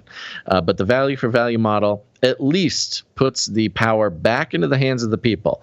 If you get value out of this show, you can put value back in. And, you can also choose not to put value back in. But if enough people choose not to put value back in, then the show dies. Collapses. And that's good. I mean, it shouldn't exist if it doesn't bring value to people's lives. Yeah. If only regular corporate media existed in that way. If it stops being valuable, then it dies. But that's not what happens. So in a way, we do put our whole careers into the hands of you, dear listeners. So if the show brings value to your life and you want it to keep going, consider getting involved. And you can get involved with your time, your talent, or your treasure. It's not all about money. But you can always head on over to canarycryradio.com/support to learn more. canarycryradio.com/support. And we already thanked our executive producers for the day, executive producer Lada and executive producer Kevin M. for coming in. Thank you very much. We got some more people to thank. You ready? Ready. Starting with producer Andrew G. Andrew G, thank you. Andrew G coming in with 7777. Ooh. Yeah, cool. Let's get the magic number going on there. I did not see a note from Andrew, but I'll just do a quick doubly-do to see if anything came in. I don't think so. No, nothing. But thank you very much, producer Andrew G. Yeah, thank you very much, Andrew G. Appreciate it. Very generous. Let's see. Next up, we've got producer Tammy C. Tammy C, thank you. Yeah. She on the street? She was a while back. Oh, she was, okay. Tammy C comes in with a nice round number, I believe. And just so you know, if you support the show financially, you can choose. Would you like us to disclose the amounts that you supported with, or would you like us not to disclose? If you don't want us to disclose it, all you got to do is make it a nice round number. End it on the dollar. But if you don't mind us disclosing the amount, reading it on the air, make it a funky number. Put 77 cents on there, 33 cents or something. Send some sort of message with the number. That lets us know that you don't mind if we thank you on the air. Thank you very much, producer Tammy C. Yep, thank you very much. Appreciate it. I missed somebody last week. We got producer William B. coming in on the Patreon. William B. What is that? The redheaded, foul-mouthed comedian. Bill Burr? William B.? Wow, you've got such a beautiful mind, Guns. I messed it up too. I'm sorry. I'm sorry, William B. You're not no, Bill it's Burr. True. Bill Burr loves the show. He's a huge fan. He loves our family-friendly content, sure. Bill Burr. Thank you very much, William B. Thank you, William B. Appreciate it. Let's see here. Kind of a short list in this one today. Oh, we've got Sir Morv, Night of the Burning Chariots, of course. Sir Morv. Mm-hmm. And he's on a 189 episode streak. 189.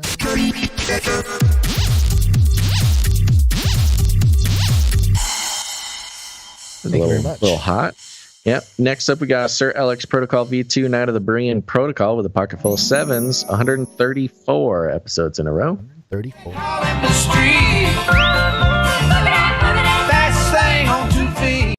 Boogity, boogity. Yeah. And that's it. That concludes the list of financial producers who supported the show in the amount of $777 or more, which entitles them to have a note read on the show. We've got a few more people who came in under that amount. We will list them now, starting with Sir Darren, Night of the Hungry Pandas, 96 episodes in a row. Thank you, Sir Darren. Thank you very much, Sir Darren. We got Dame Gale, Canary Whisperer, and Lady of X's and O's, 220 episodes in a row. We got Runk Smash, 6 episodes in a row. He's on fire, baby. Thank you, Runk Smash. We got Doctor Who Done That, 21 episodes in a row. 21 gun salute. You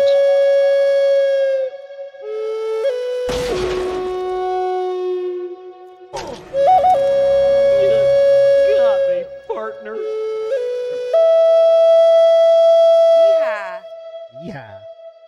Thank you, Doctor. We've got Sir Casey the Shield Knight, 256 episodes in a row. Thank you, Sir Casey. Got Veronica D, 220. Thank you, Veronica D. Sir Scott, Knight of Truth, 245. Thank you, Sir Scott. Yes. That's correct.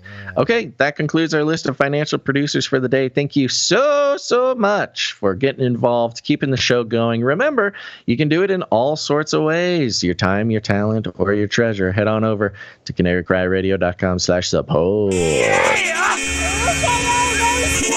Quicker. Oh, yeah. Thank you so much.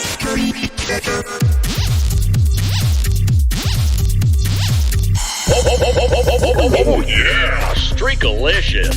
Women rule. CanaryCryRadio.com/support. Thank you for your patronage. Shut up and take my money.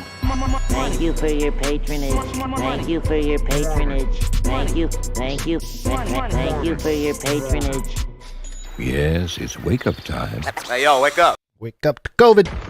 It's Corona time. COVID-19. COVID-19. COVID-19. COVID-19. COVID-19. COVID-19. Coronavirus. I am vaccine. Vaccine, number one way. Oh, yeah. Mm-hmm. So to start off here, just a fun little one. This is coming from the Wall Street Journal. It is a opinion piece. Yeah. It's an opinion piece, but it's, again, still wonderful to see it printed. This is from Alicia Finley at the Wall Street Journal, and the headline is "The Deceptive Campaign for Bivalent COVID Boosters." Wow. Whoa. Wall Street Journal, you published that on YouTube summer 2022 or something. Yeah. just a few months ago, this would have gotten you a strike, kicked off malinformation. And that's the thing. Now, we talked about the DOD's definitions for misinformation, disinformation, and malinformation. Misinformation is misinformation that is wrong accidentally. Disinformation is false information on purpose. But malinformation is true facts that suggest that discourage trusting the government.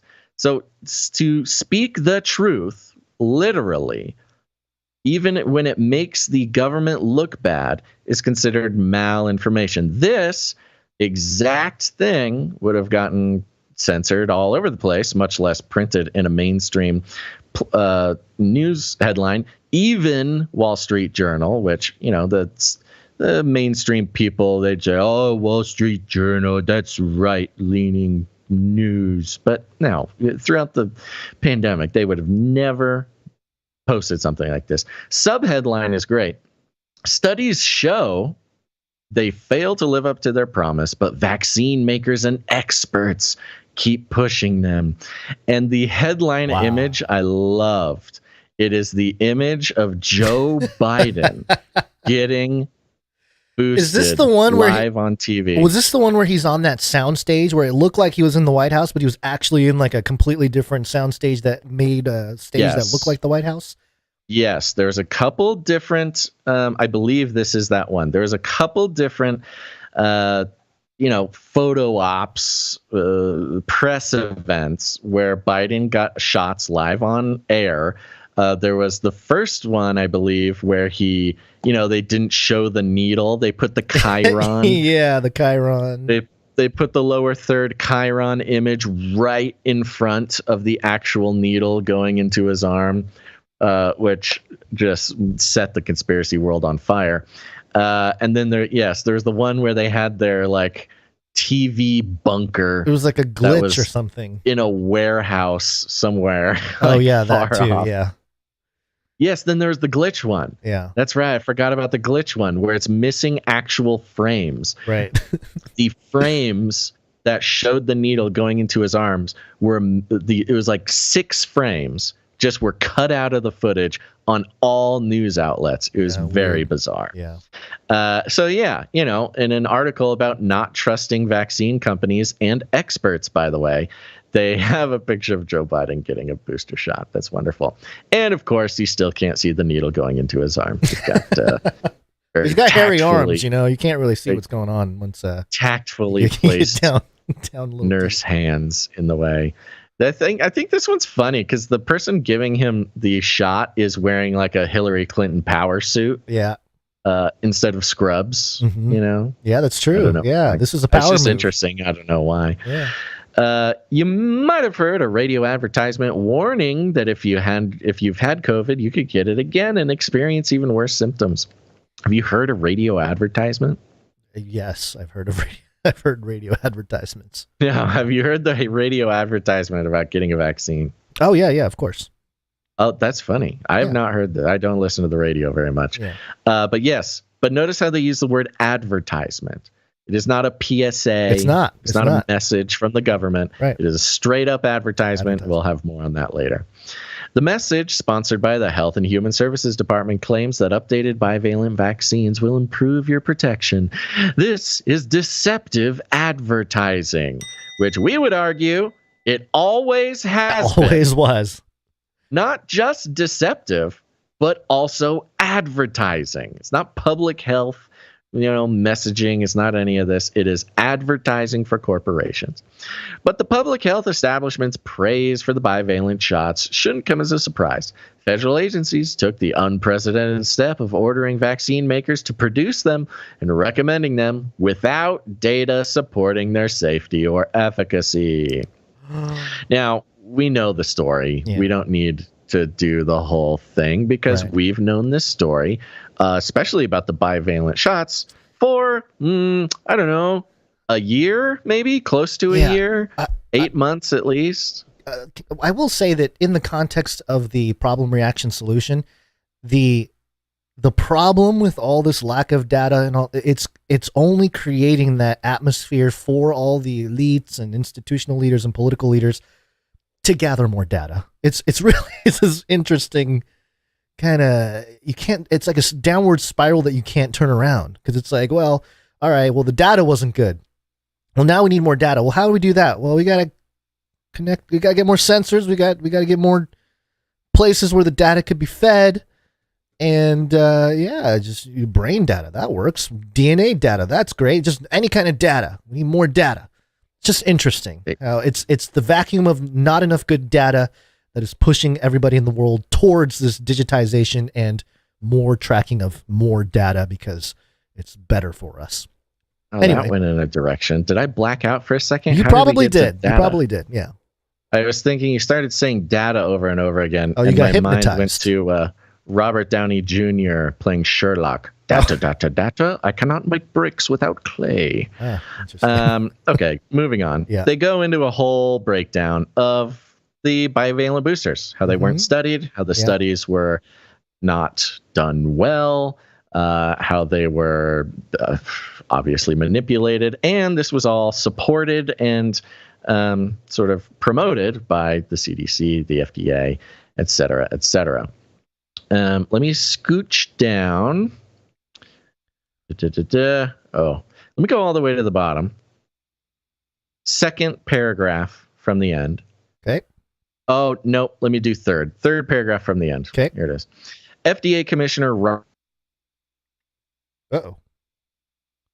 vaccines have been associated with a significant reduction in hospitalization and death. My emphasis, he italicized associated. He should know that correlation doesn't prove causation. A study found the unvaccinated were significantly more likely to get into car accidents, but that doesn't mean vaccines prevent car crashes. So that was fun bringing that up again, that Canadian study. Many of the same experts who trashed observational studies supporting hydroxychloroquine and ivermectin now flog intrinsically flawed studies on bivalent boosters. After zealously promoting the bivalents, they may be seeking vindication. But science isn't about vindication. Isn't this brutal? I can't believe that they have to put that in a opinion section. It sounds like an Epoch Times article. It does. Oh, wow. That is Isn't intense. I love Okay. it. Yeah. COVID vaccines mitigated severe illness while most Americans gained immunity through natural infection, but substantially boosts protection. There's a growing consensus that we need better vaccines and treatments to protect those still at risk, but we also need honest public health leaders. And I think that's how we've been having a lot of fun with the mainstream media finally not even learning the truth or realizing the truth, but finally getting off of the big pharma advertising just the we'll see. Yeah. Strong stream of big pharma funding, the threats. There's been lots of threats to try to convince big pharma to get back on board, but the government is not paying for more vaccines, so they don't really have the need to spend the marketing dollars, this whole thing.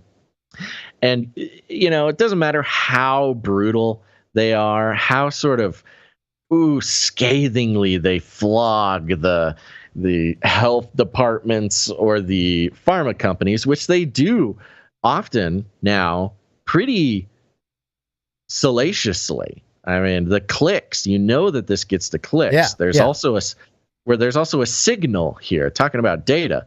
The signal that we are reading in the mainstream is that more people than not, it is now more profitable to basically hint at being anti-vax. Right. Without That's saying what it. we're learning. Yeah.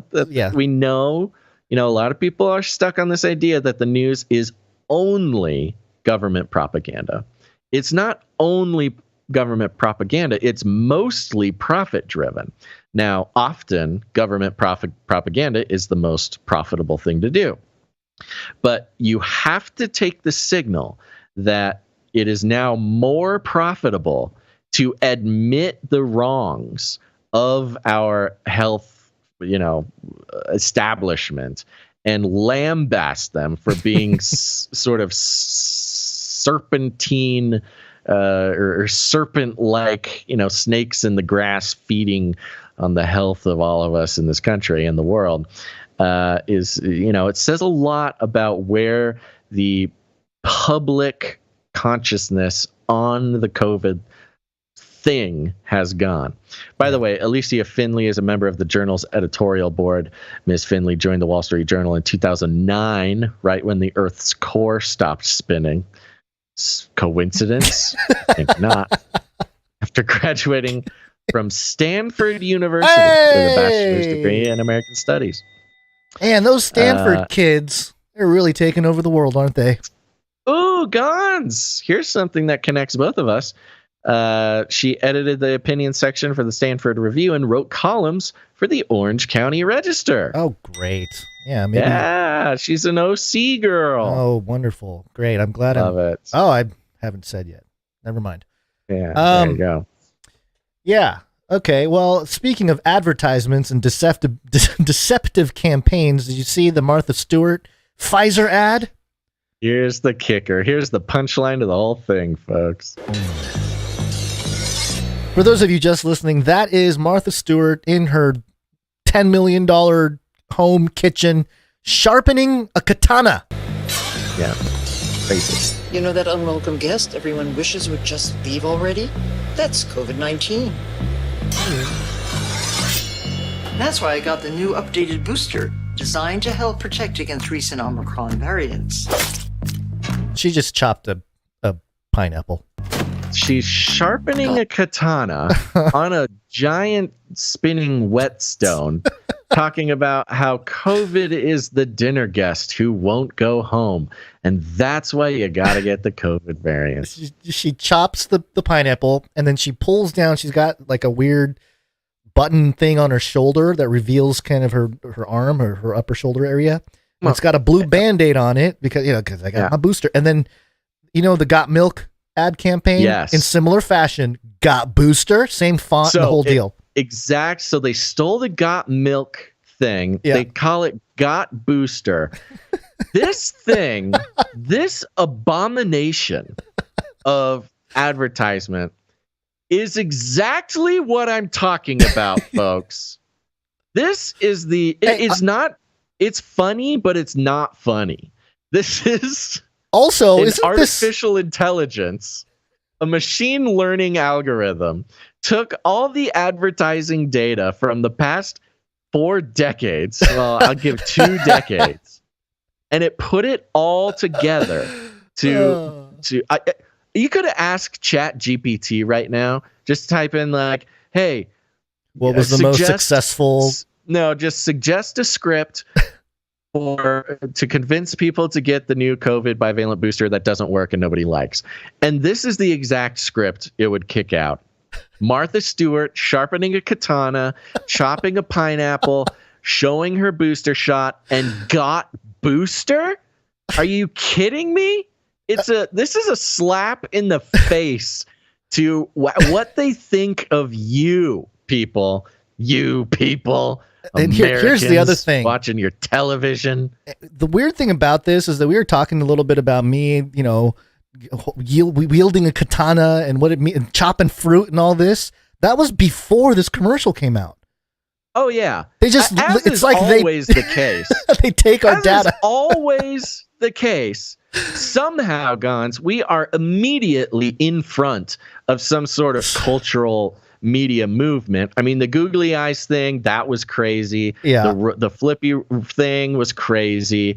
But you were literally just talking about taking Iaido lessons and chopping fruit with your katana. And some artificial intelligence, which is plugged in to the main algorithm of transcriptions of our show, to basically created this advertisement out of our general disdain for advertisements and mainstream media in general, and also the fact that we happen to have all the ingredients to have like a pleasant media experience. It is truly, again, if anybody needed, Gons, if you and I were not so strong in our faith, we would definitely be one of those shroom heads who are like, I am the simulation. The world is programming itself around me. My thoughts, I create reality. Joe Rogan's right. Exactly. And my podcast. Of course, my reality. podcast is the most important part of the software that's running the simulation of reality. I understand. Like, if this stuff happens to Joe Rogan, I don't know Joseph, and I don't know if Joseph has this sort of thing happen to him where he talks about something on his podcast, and then, honestly, it probably happens all the time, because that's what happens when you have 100 million, when you have a third of the country listening to you. You'll say something, and suddenly it's mainstream media. But for us, nowhere even, we're technically not even a podcast compared to Joseph Rogan. And for us to be so on the nose with stuff like this is really would freak me out if I was maybe taking drugs or something. And if it wasn't, again, for our strong faith here, I could really go after cultural appropriation as a descendant of samurai. To see Martha Stewart holding a katana to make, but here's the thing: I'm not outraged about that. It's racist for sure. It's racist for sure, but I'm not too outraged about that. I'm more outraged about the fact that it would be used to promote a product that, number one, doesn't work, number two, seems harmful, and number three is unnecessary. And the money involved, appropriation for big pharmas. I mean, it's failed. Unbelievable. Just put a her quick back in mention. Yeah, she deserves it. Anyways, enough about Martha Stewart. She doesn't need us. I didn't bring it to the show, but there was an article I was reading about this same thing, the deceptive campaigns for the bivalent boosters, and it referred to a new council within the FDA called, I have to do it right off the top of my head, but it's called the Vaccine and Biological Product Equivalent Board. So it's this new council, which is for vaccines, but also biological product equivalents, which I think is their weird legalese way of admitting that mRNA vaccines are not actual vaccines. Look, YouTube, I don't know what I'm talking about. I'm not a doctor. I heard some crazy conspiracy theorists say that. I'm not promoting that idea, but I'm just saying I think it was the FDA has this new board, and some crazy malinformationist might try to dissect that a little bit more, but I'm not going to here because I love my government. Let's move on. CNET.com, COVID-19 vaccines you can drink, snort, or inhale could be the future. Oh, thanks. Good. It's a party vaccine. You want to party? Yeah, snort some C19, bro. You going to inhale some C19 vax? Yeah, speaking of biological product equivalents,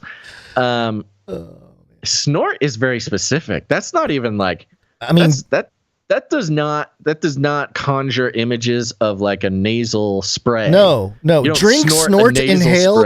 Isn't that the three methods of any not great, but I'm saying any kind of like rave or party or drug induced gathering? It's drink, snort, inhale. It's all the things. Exactly. It's just COVID vaccines are just, they know their market. They know their target market.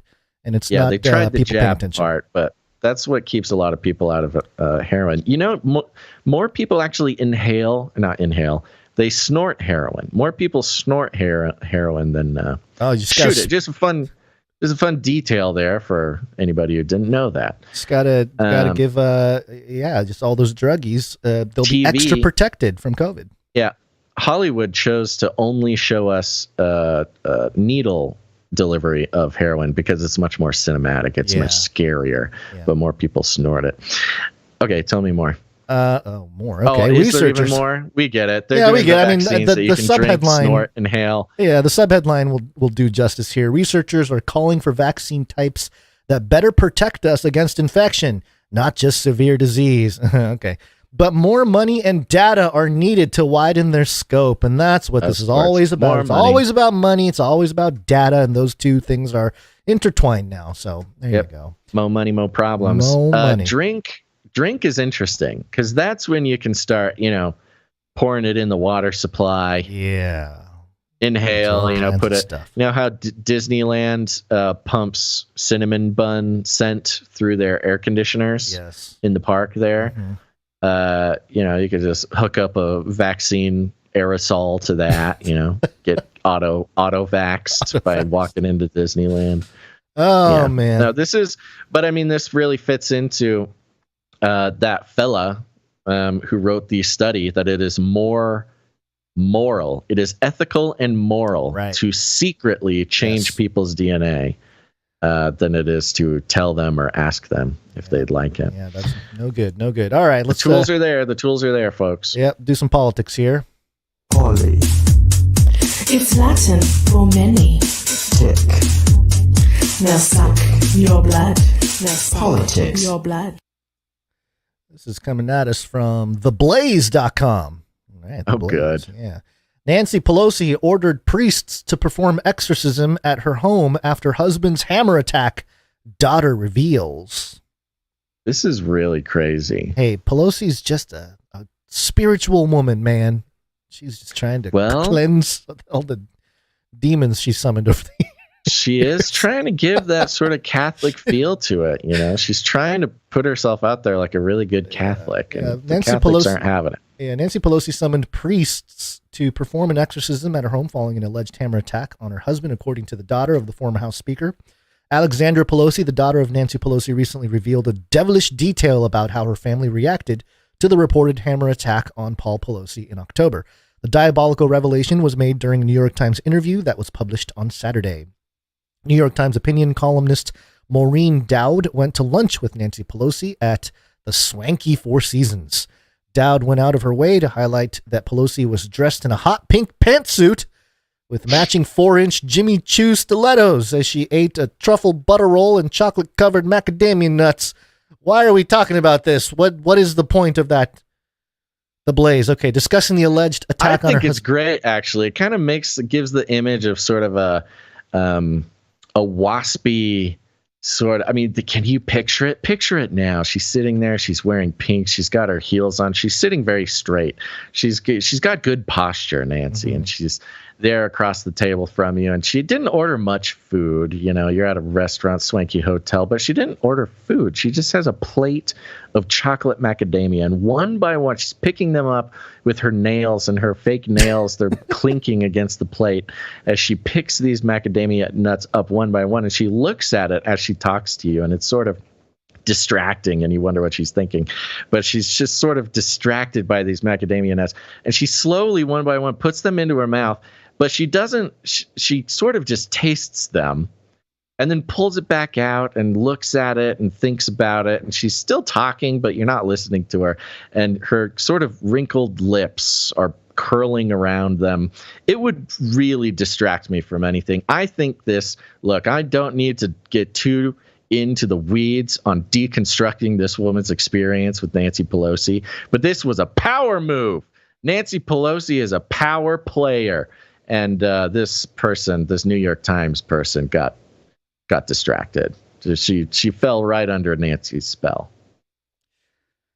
Okay. Discussing the alleged attack on her husband, Pelosi said it was unimaginable having her home turned into, quote, a crime scene, which is funny because, based on all the stock stuff, anyway. Alexandra Pelosi revealed how the reported attack deeply affected her mother. Quote, I think that weighed really heavy on her soul. I think she felt really guilty. Assumes she has a soul. Interesting. Alexandra told Dowd, quote, I think that really broke her. Pelosi's daughter said, quote, over Thanksgiving, she had priests coming, trying to have an exorcism of the house and having prayer services. End quote. Nancy Pelosi was especially upset that there were various conspiracy theories swirling about the bizarre event of October 28th, 2022, when Berkeley nudist David DePape reportedly broke into Pelosi's San Francisco home and hit Paul Pelosi with a hammer, despite police officers standing only a few feet away. Even that description is like, I know the Blaze is on, the more of the skeptical side of all this anyway. Quote, the fact that they were after me and then They hit him, Pelosi told Dowd. This has been tough. Pelosi said it will be about 3 or 4 more months before her husband is, quote, really back to normal. Alexandra added, quote, it's a miracle that this kind of thing never happened sooner. We were always worried. It's like your worst fear coming to life. And talks about DePape. Has been hit with 6 state charges: attempted murder, residential burglary, assault with a deadly weapon, false imprisonment, threatened the family member, a public official, and elder abuse, blah, blah, blah, blah, blah. Yeah. We know what happened. Now, I go over here to the actual New York Times interview, and there's some interesting things in here, specifically about that part where Alexandra Pelosi is speaking. And it's written this way. Returning to the subject of her husband, she said that it was unimaginable having her home turned into a crime scene, some of the parts you read, and then getting hit with the sick conspiracy theories about Paul, and Republicans making fun of the attack. Quote, the fact that they were after me and then they hit him, Pelosi said, looking stricken. Yes. I don't. Let me continue. Quote, he's a strong person, athletic. This has been tough. It's going to be about 3 or 4 more months before he's really back to normal. Yeah. Alexandra, always the id to her mother's super ego. Wow. Okay. Are you aware of the context of this? Do you need familiarization? The id and the sort of your ego is sort of a separate thing, and your id. This is Freud 101. This is high school Freudian psychoanalysis. We've got the id, the ego, and the super ego. And the id is like, again, it's your imp. It's your demon side. Right, it's your It's like the fleshly side, the one that seeks personal aggrandizement and personal sustainment or whatever. And super ego being like the best version of yourself, like who you imagine you could be at your best. When all of your potential is realized, your super ego is sort of like this super version of yourself. Yeah. So are they saying that Alexandra is the demon? So they're kind of talking about Alexandra as like, now the image, because it's the New York Times, is like, ooh, Alexandra's kind of sassy. She's kind of like the sassy daughter to the superwoman mother type of thing. But yeah, they are literally just about to say that they're having priests coming over to the house, having an exorcism of the house and having prayer services. Nancy was having the priests come over. Alexandra, the id, the sort of demon daughter, is what they're comparing her to. And it says, Alexandra has always been outspoken about the personal sacrifice for the family. So we've got personal sacrifice in an interesting allusion. Yeah. There's just like a lot of, in a true deep deconstruction of the media here, a lot of religious language, a lot of references to Pelosi as the mother, as the personal sacrifice. They are painting the religious hierarchy there. It's very religious hierarchy. And it goes on, personal sacrifice for the family that her mother's public service entails. Given all the demonization, the daughter teased her parents that her mother had turned their last name into a curse word. It's really packed with this sort of esoteric kind of, it really does kind of have this like occult feel of the family, where Pelosi, no matter what, is sort of the mother, the matriarch, the virgin mother, the Gaia, the thing like that. The Alexandra, she's the Eve, the motherly figure. The Eve, exactly. Alexandra being not bad necessarily, but you got to remember, in sort of Luciferian ideaism, it's the id, the imp, the demonization stuff is all misunderstood. That's just misunderstood. Lucifer is just misunderstood. They're a rebel. Right. They want to against the authoritarianism of Yahweh. But in all, they're good.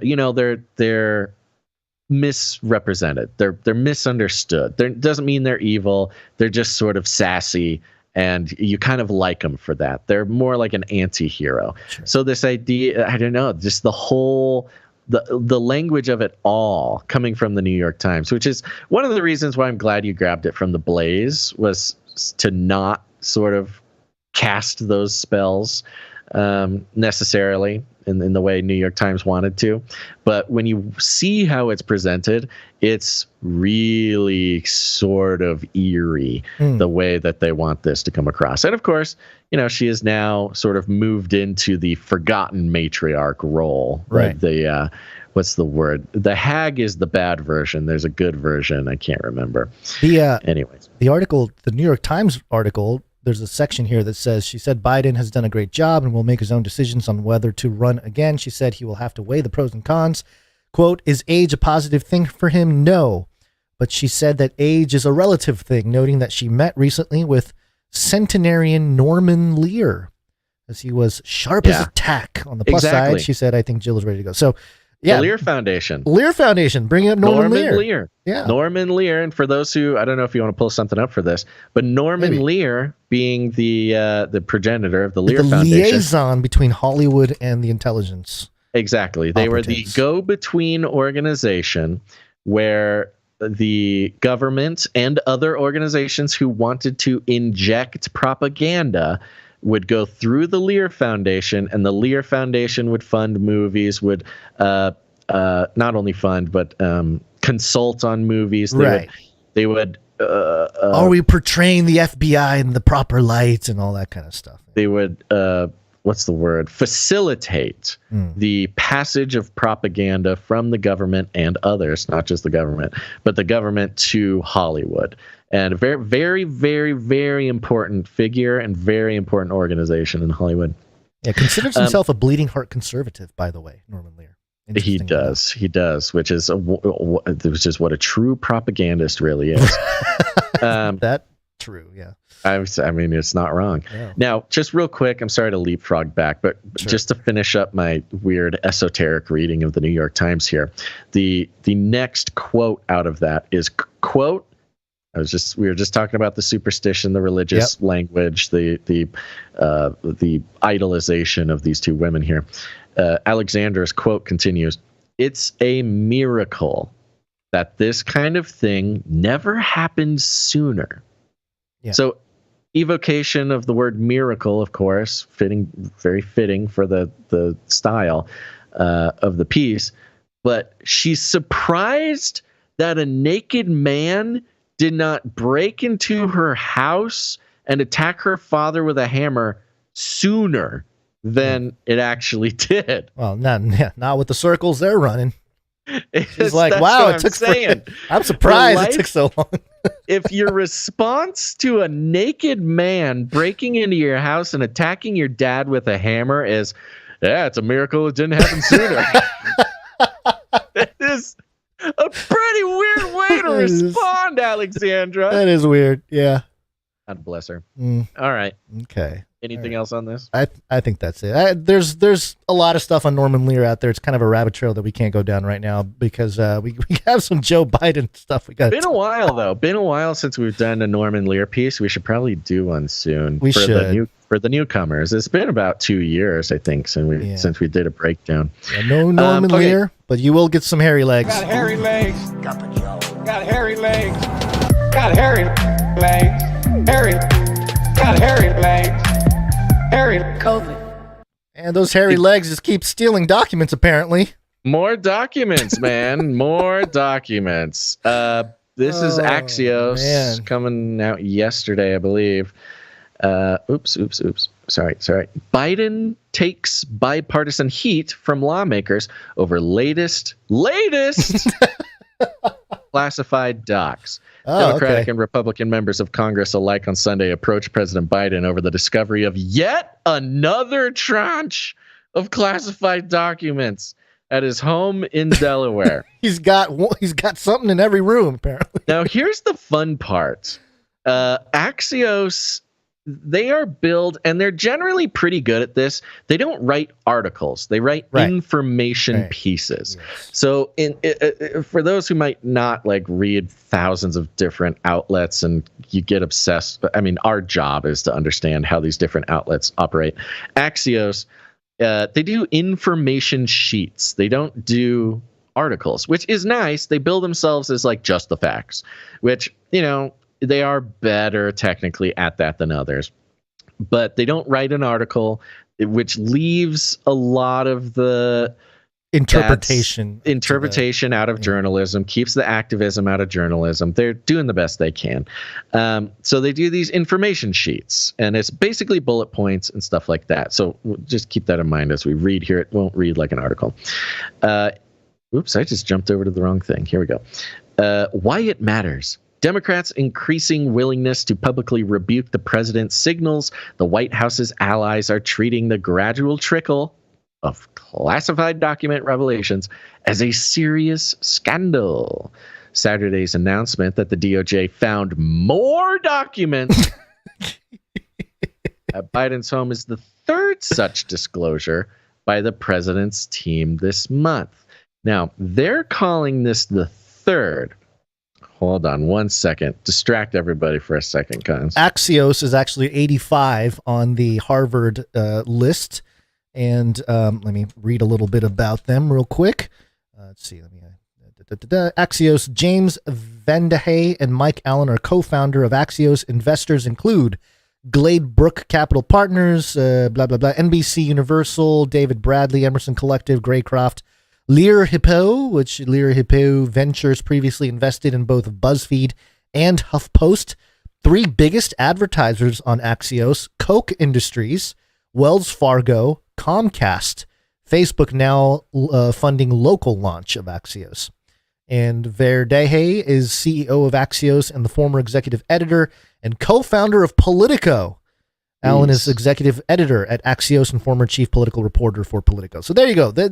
You know, it's no different. I mean, sure, they're just stating the facts, but really it's funded by the same sort of hedge funds and private entities. Dream team. It's a dream team, yeah. Propaganda. 10 million monthly viewers and subscribers, it says, which is less than, I mean, I think DailyWire gets more play than Axios, because DailyWire is number 64 or something on the list. So, yeah, interesting. Yeah, DailyWire is killing it. You know, they're making a lot of money over there. Yeah, everyone loves waffles, apparently, and making them rich. I was trying to find this other article that I meant to put alongside this one. There is a couple more linked in there, by the way. I don't know if that's... Yeah, it might. So in this article, they mention it's the third round of documents this month. Okay. That's now, just so we don't give Axios too much praise, they refer to this being the third round of classified documents being taken from the president's residence this month. And if you've been following this story, they started finding documents in November. So Axios does conveniently leave out the fact that this month has not been the whole story. This is, in total, the fifth time in 3 months that Biden has just sort of like, oh, I don't know, come on in, find some more documents. I don't care. I mean, what are you going to do? I've been in government for 8,000 years. I'm going to have documents lying around sometimes. I've completely lost my mind. I don't know where my own butt is. My Corvette's locked, though. My Corvette's where am I locked. supposed to know where documents are? What they're saying, this is back senators. to Axios? Back to Axios. Quote, I'm concerned. There's a standard that we follow when it comes to members of Congress and classified information, said Senator Dick Durbin, the chair of the Senate Judiciary Committee, on CNN's State of the Union. Quote, to think any of them ended up in boxes in storage is just unacceptable. And Dick Durbin, he is a Democrat from Illinois. So this is examples of Democrats who are now turning on the president. Maybe this was Obama's long play Obama 5D chess, get Joe in office, and well, this is, you're going to give the punchline here in a second. Okay. Just a couple more comments from Democrats. Joe Manchin on Meet the Press said to put those in unsecured places is irresponsible. Mm-hmm. And in a rejoinder to Biden saying he has no regrets about his handling of the situation, the president should have a lot of regrets.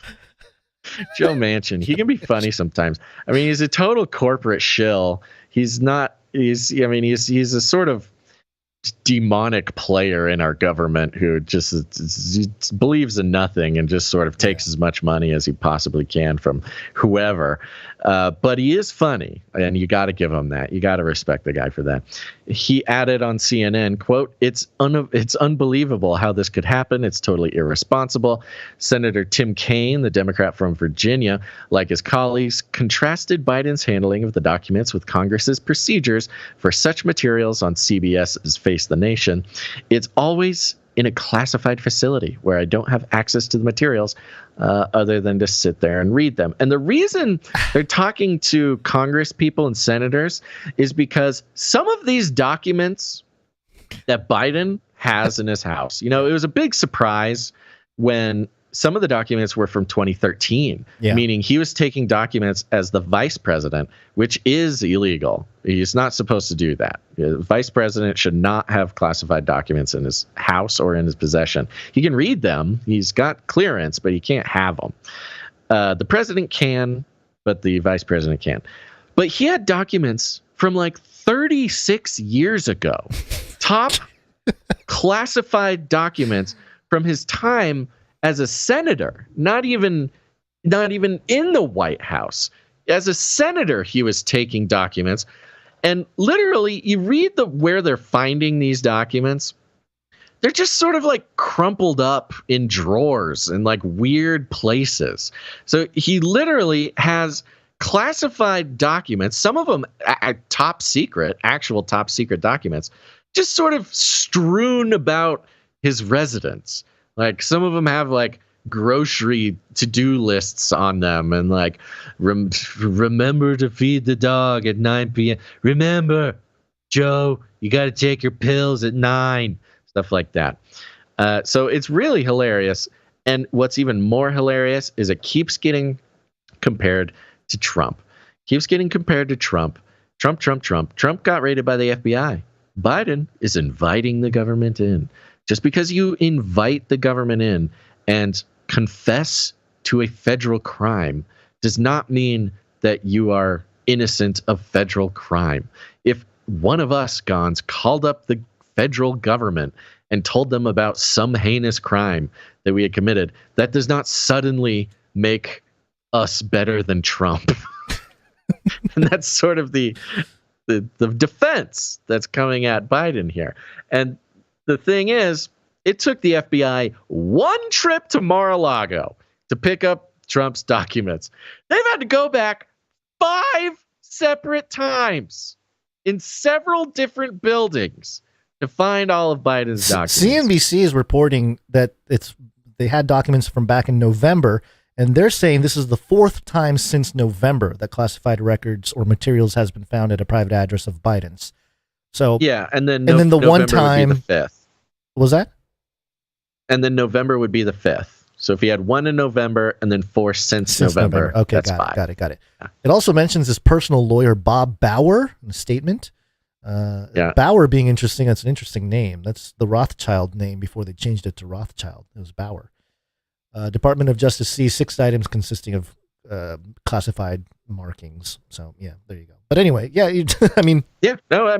I saw a list of the documents. I mean, they're big. They're real documents. They're not fakey, not a big deal documents. Some of these are as high as it gets. So your thesis is that the Trump raid, yes, my thesis, 5D chess by the Democrats. Seeing the Democrats respond to finally starting to, I think what it is they now have a reason to take Biden that they down. can actually turn on Biden.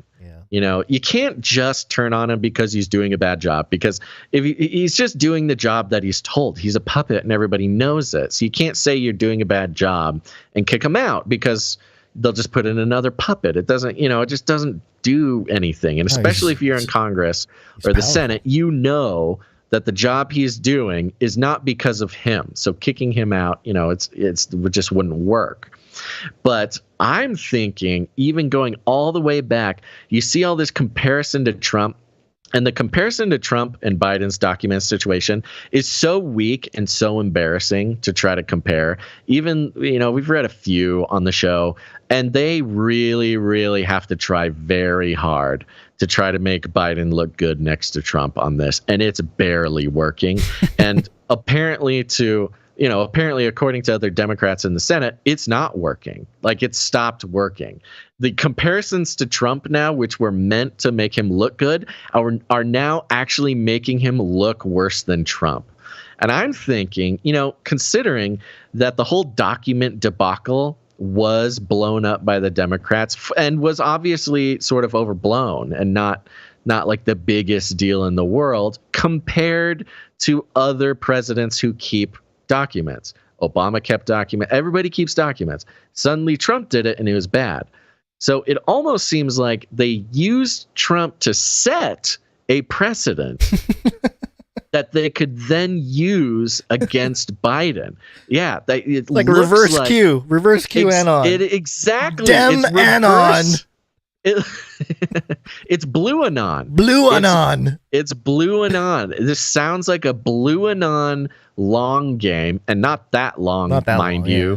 Because remember, they were talking about Trump's documents in November, the exact moment when Biden's first tranche of documents were being found. So, considering it all was happening at the exact same time, and we're just now hearing about it, I think it could be some sort of blue anon situation. I don't know. Man. I don't have any extra evidence. The timing is very weird, and the language and sort of sentiment, because all I know in this world is when I read a mainstream article, I can read between the lines, and that's what I'm seeing in between these lines. I don't know what the plan is after that. I won't claim to know, but it is very strange. Well, again, we've been saying, or at least I've been saying, that Joe's been right about a bunch of stuff, and he certainly was when he said this. Armageddon's on the way. For Joe's presidency, 100%. Yeah. He's going to have to get to work, write some bills maybe. That's right. He needs time to do that. Need time. But he likes the segment, Basil. Boy, it's really a productive segment, man. You're like that. Developing live on the air a new form of extemporaneous presentation, just like filling the gaps of jingles with the nonsense that make them make sense. I think is going to be like a very sought after position in the future of media. You think so? Just the way that we've seen like news media move more into entertainment and like hypnosis. I think what you're doing here is setting you up for a long career. Well, that's good. Joe gave us a lot to work with. He said that's true. He said he did threaten me. We will hunt you down and make you pay. Yeah, okay, let's go into a break. Okay. You don't want the data? They all want to share their data. Okay. Corn Pop was a bad dude. Break.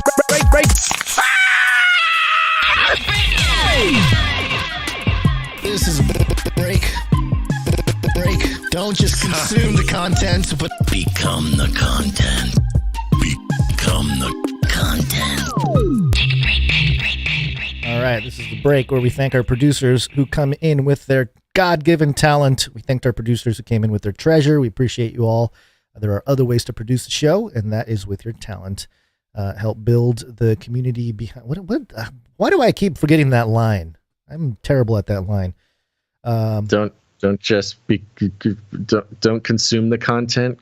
Become the content. Yeah, that. But then also help build the culture behind the community here at Canary News Talk. Yeah. Mm-hmm. So we're going to start off with a speak pipe. Please leave a message after the tone. At the tone, please record your message.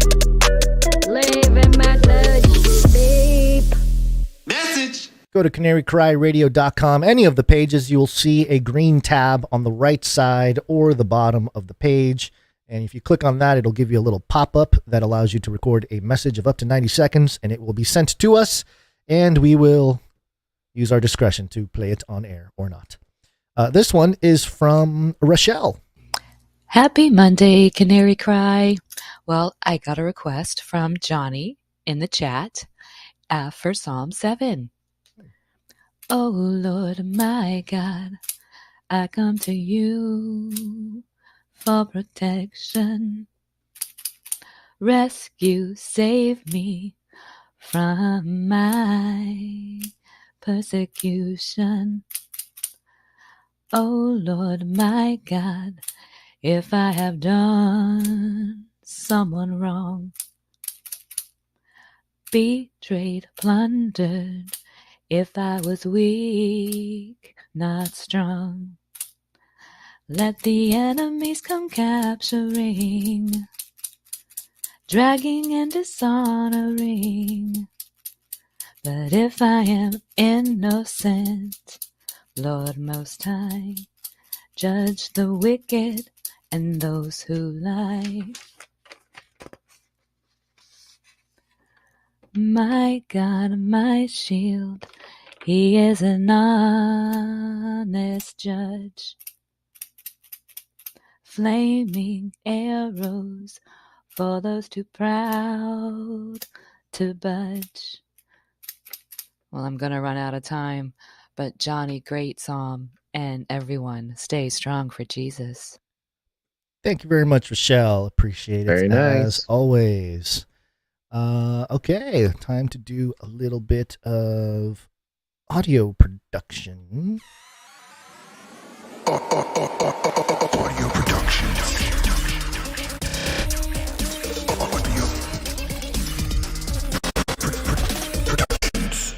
And first one here is from Marty B. Biden's your Marty B jingle. Marty B brought us a Sir Darren bumper. It goes something like this.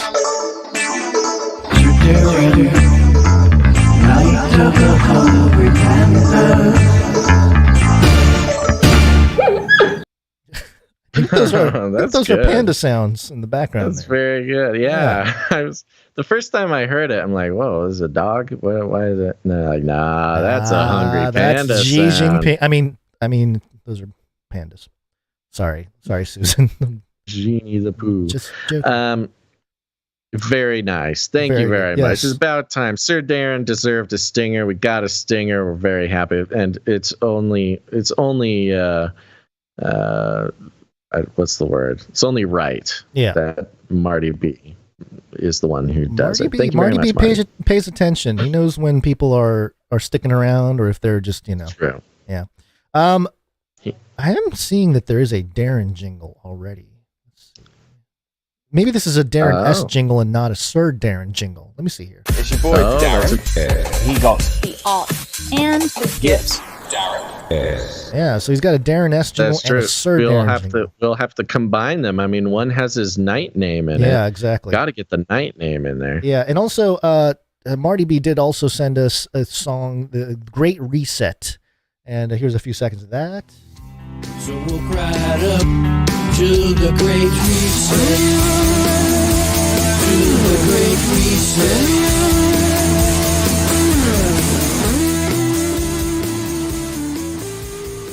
Yeah, I think he remixed some of it or something, but we'll play it at the end of the show. Yeah, we'll play it at the Canary Cry mixtape at the end of the show. Yep. Thank you very much, Marty B. Next up, we have Jonathan F. Jonathan F. Now, Gonzo, I see that this one came in quite a few times. Did you double check and you got the right one? Yes, I believe I have the correct things now because, one of them came in 3 times or something, and it was, the last one. Well, there's an edit to be done. Yeah, okay. Right. Okay, so Jonathan F. says, hello, wanted to make something to accompany this pretty dark news report. This makes me think of Luke 17:28-30. God bless. I believe that's the one. Oh, let me double check it because there is 2 of them. Don't want to play the wrong one for that note. And yes, that's the one. The smuggled drugs. 30-second jingle here. South Korea reports seizing thousands of smuggled drug capsules containing an unusual added ingredient, the powdered flesh from dead babies. Some people believe they can cure disease. The Korea Customs Service says they were made in northeastern China from babies whose bodies were chopped into small pieces and dried on stoves before being turned into powder. But they wouldn't say where they believe the babies came from or exactly who made the capsules, citing possible diplomatic friction with Beijing. Whoa. What? How have I not heard that? Does he give a link to this? Yeah, he does have a. I thought he had a thing that said, "Here's the original story." But how did we not hear about this? I mean, of course, we know exactly how we didn't hear about it. But where is the original story?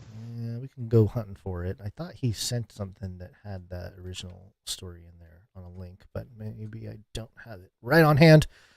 But so did he email it? Where you find it? I thought I saw it in the Excel sheet where things come in, and it's possible that I accidentally delete things. Yeah, because it says note a link to understand the reference, but the G drive. Wait, that's different. That's from Stephen S. That's a different. Oh, that's something else. Yeah. Okay. All right. Well, Jonathan F., give us a source to that one.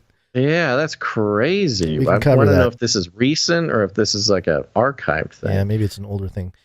He also sent us this Greta thing here. Every time the Western government implements a net zero policy, it's common folks that are suffering, especially cost of living crisis. Do you have anything to say on that?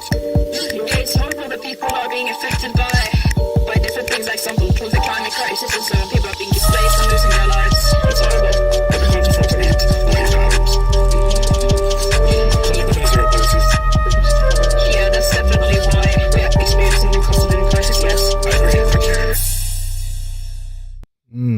Greta. This Jonathan F. has this ability to create something that scares me with news reports and music. But with a lot of times with the news reports, you really can't really hear it clearly. Like you couldn't listen to that. Yeah. You couldn't listen to it and repeat it back, but it really makes you focus on it so intently because you want to hear it, and you really only catch enough to become afraid. And I think that's a very talented skill. I think Jonathan F. would have a job in mainstream propaganda as well. Maybe, maybe he does. Maybe this is our infiltration. Yeah. Thank you very much, Jonathan F. Good work. Thank you, Jonathan F. Appreciate that. All right, moving on. We're going to do some art. One art, please. And it looks like our only piece today is from Sir Dove, Knight of Rospeltia. One art piece from Dove. And he has a note that says, piece for this week's Bible art. I did an illustration for Song of Solomon 2:15. Catch for us the foxes. And yes, there's a little fox here. Let me continue reading here. Catch for us the foxes, the little foxes that ruin the vineyard, for our vineyards are in bloom. It's important not to let small issues in marriage build up like some little foxes chewing on the vine. Pray first and then kick them out, and don't let them have any of your grapes. Hope you guys like it. Keep doing what you do, and I'll keep praying for you. And it's Dove. It's very good. And in the background of this image, we've got some very lush vines in a vineyard, and we've got nothing for the foxes. And you've got a very derpy looking, although cute, fox who's sort of leaping away as a boot is coming to stomp on him. Fun detail, the tread on the bottom of the boot has some Hebrew characters there and a cross on the heel. I do not read Hebrew, but I'm assuming that says Yahweh or Yahuwah. Very cool. Thank you very much, Sir Dove. Thank you. The fox in the vineyard thing was always interesting. When I was younger, I spent a summer at a vineyard, but not in a fun way. I was working there, and I was driving around with the groundskeeper and the gator, through the rows of the vineyard just over and over and over. It's very monotonous driving through these vineyards. It just looks like eventually you just feel like you're going through some sort of interdimensional portal made of grapes. And one of the things we had to do every day was check the water lines, because these ding-dang little foxes would come in and chew on the water lines because they're thirsty. And they would just completely destroy the sprinkler systems of these things. And I remember much of my life during that time was just spent dealing with foxes for some reason, chewing on hoses. I was very proud, though. It was one of the moments that I sort of, early on in life, you have these moments where you learn that you have some sort of competence. And I just had an idea to fix the because usually you got to cut it, got to go turn off the water, you got to cut the hose in two places, you got to graft a new piece of hose, something like that. And the guy, he was like a 60-year-old Mexican guy, very, very, he was a good worker, man of the land, very cool guy. And I made up this little way to fix the hoses without having to graft them as a kid. And this guy made me feel like the smartest person in the world. And he was like bragging about it to all of his buddies and stuff. And I was like, oh, I think I found my calling. I will become a vine worker and protect these vineyards with my life. And then the app Vine came out and ruined your SEO. Oh, I miss Vine so much. Real quick, Vine was back. I'm seeing in the chat that I missed a speak pipe. And so I see it here. It's from Dame Gale. It's from a couple days ago. So we got to catch up with Dame Gale here real quick. Wonderful. Hey, Basil. How you doing? It's Gonz there. Can I speak to you, please? Uh-oh. Thank you. Gonz is here. Kind of hard to hear on that message. Hey, you know what? Sunday's your birthday. Happy birthday to you. I just wanted to send happy blessings for a wonderful birthday and to remind you to go get your free stuff. Carl's Jr.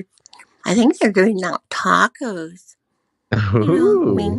Remember that list? Oh, that's You right. can Google it.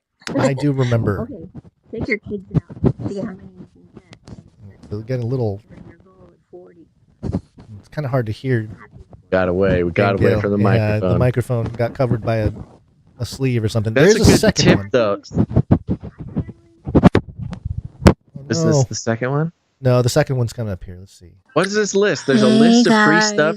There she is. Guys, I left a speak pipe message this morning, but I guess I forgot to push the send button.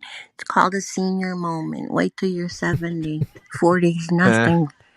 Actually, 40's pretty good. It's a good year. It was a really good year for me. Oh, anyway. So, Sunday's your birthday. Happy birthday to you. Don't forget, this is a reminder to drive around the city and get all your free stuff. Okay? Take your kids on a scavenger hunt and see how much you can get and set your goal at 40. How's that sound? I hope you have fun. Enjoy your family. Thank you very much for everything that you guys do. I love you both so much.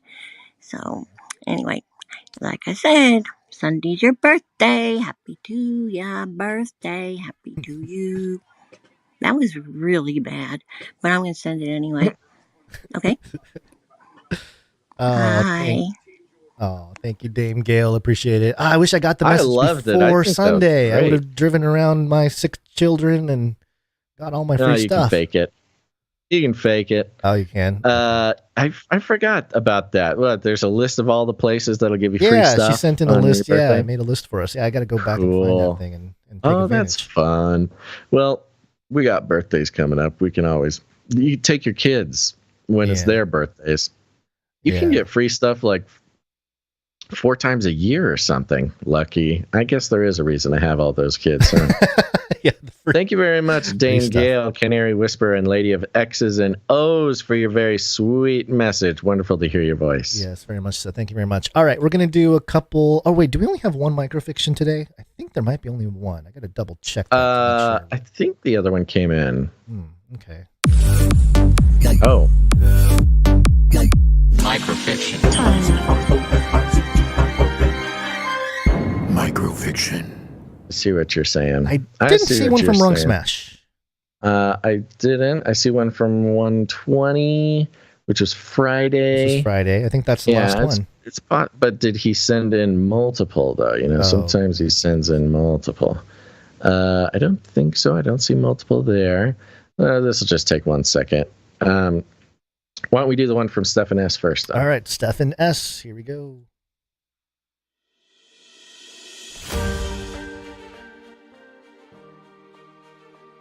Sorry, I guess that means I have to also be ready to do it.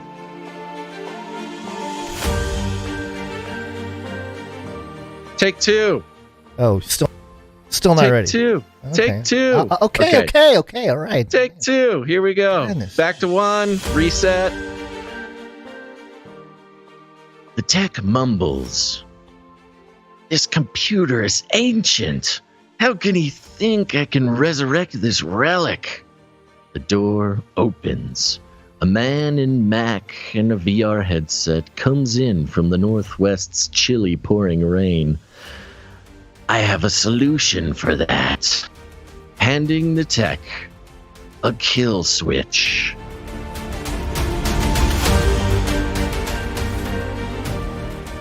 Oh, yeah. The kill switch will become very desirable in the future, I would imagine.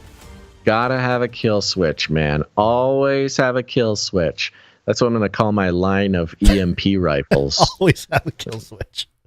Yeah. Very good. All right. Thank you very much, Stefan S. Yeah, thank you, Stefan S. And I do believe that is it for producers. I think that is it. I did not see anything else.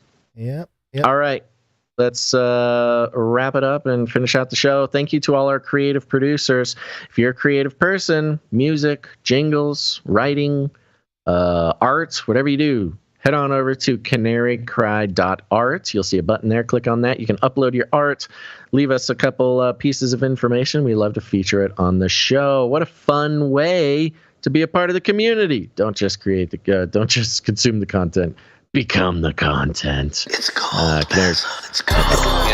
Antarctica, go first. Snowstorm. Antarctica. Ice scientists are penguins. Antarctica, they're opening the abyss. So a new discovery. Antarctica.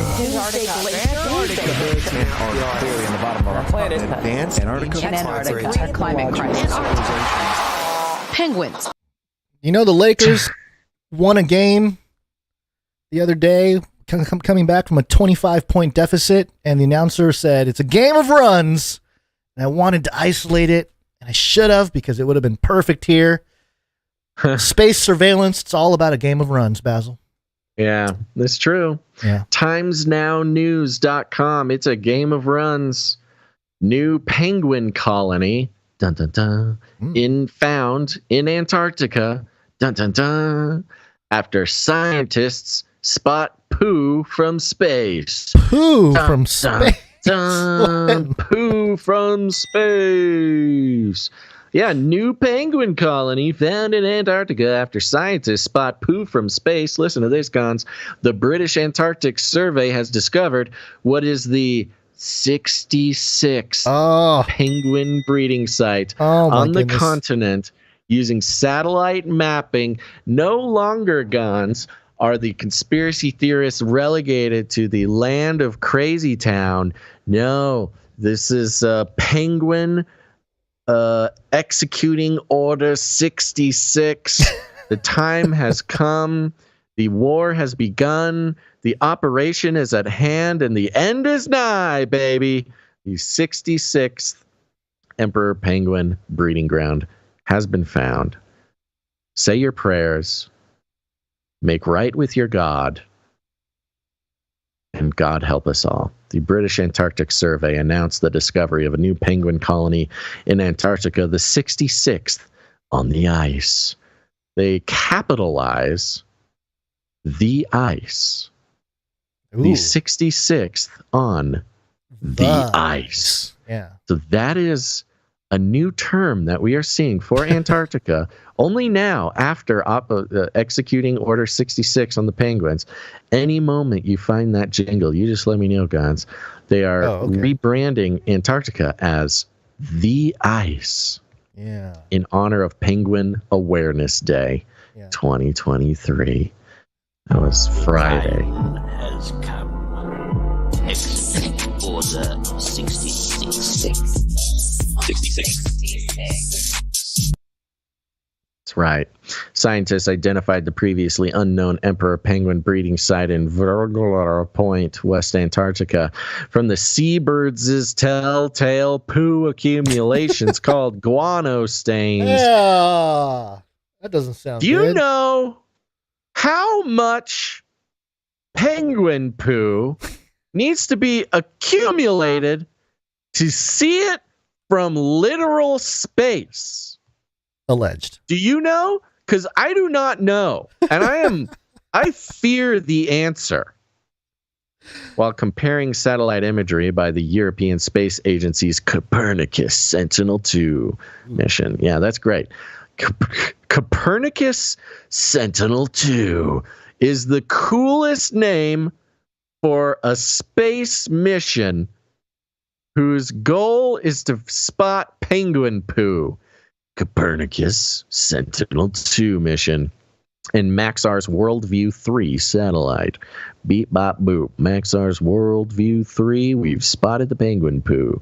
Here's a tweet from British Antarctic Survey. Scientists have discovered a new emperor penguin colony at Virgula Point, Antarctica. They use satellite mapping technology. Beep, bop, boop. Just look at that. Spot the penguins and their look at that guano. poop. You can see the Visible in this amazing aerial image. And folks, they are not Come on. kidding. Load up. We just had This the is poop. enough. This is enough penguin doo-doo. Enough penguin brownie sauce to see from space. Enough penguin messy bits that a race of emperor penguins who have been hidden from human discovery for God knows how long has been betrayed by one bad night at the Penguin Salad Bar. They were the last clan, the last hidden clan, hiding from the white man on the ice for centuries. Since the time of Christ, these penguins have secretly plodded along the ice. We tried to warn the penguins. We'll control them with toileting, watching,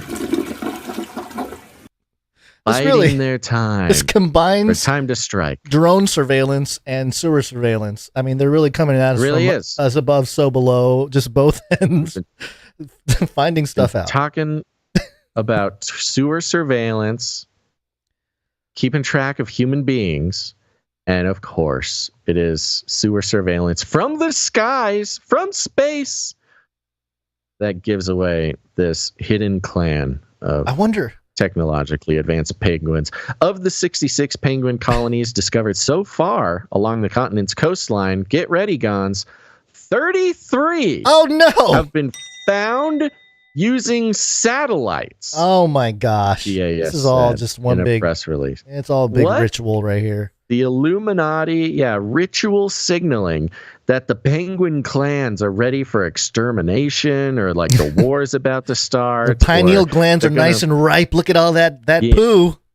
Yeah, they're going to collapse the penguin economy or something. Who knows? We don't know. But there's 66 penguin colonies. Execute Order 66. The war is on. 33 have been found using satellites, which means the subtext, 33 have been found not using satellites. Balance has been brought to the penguin, the penguin surveillance infrastructure. As above, so below. The penguins are going to be dominated by our technological prowess, vulnerability to sea ice loss. And then they just start talking about climate change and how the sea ice is being lost, which it's not, because there's more ice in Antarctica than ever before, but nobody wants to actually listen to those poor, degenerate Antarctic scientists. I want to know the scale. This image here, it's obviously an aerial view of some snow, I don't know, some ice. And then, yeah, they look like little rabbit poo droppings, but each thing must be pretty big if it's being picked up by a satellite, I'd imagine. It's got to be 17 miles of pure penguin. What do they call it? They call it... what is it? Guano. Yeah, that's the name of like bat poo and stuff, isn't it? Yeah. I think it's a name for all bird poo. Guano stains. Yeah, that sounds Could be wrong, but so while space spotted guano makes it easy to locate listen to these scientists. Oh, it's so easy. We just never found them before, but now it's so easy because of our cool space telescope.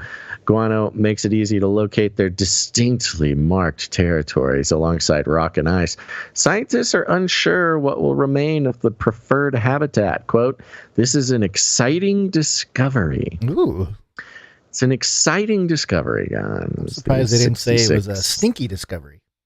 Land, yeah, the old penguins stink balls, said researchers Dr. Peter Fretwell.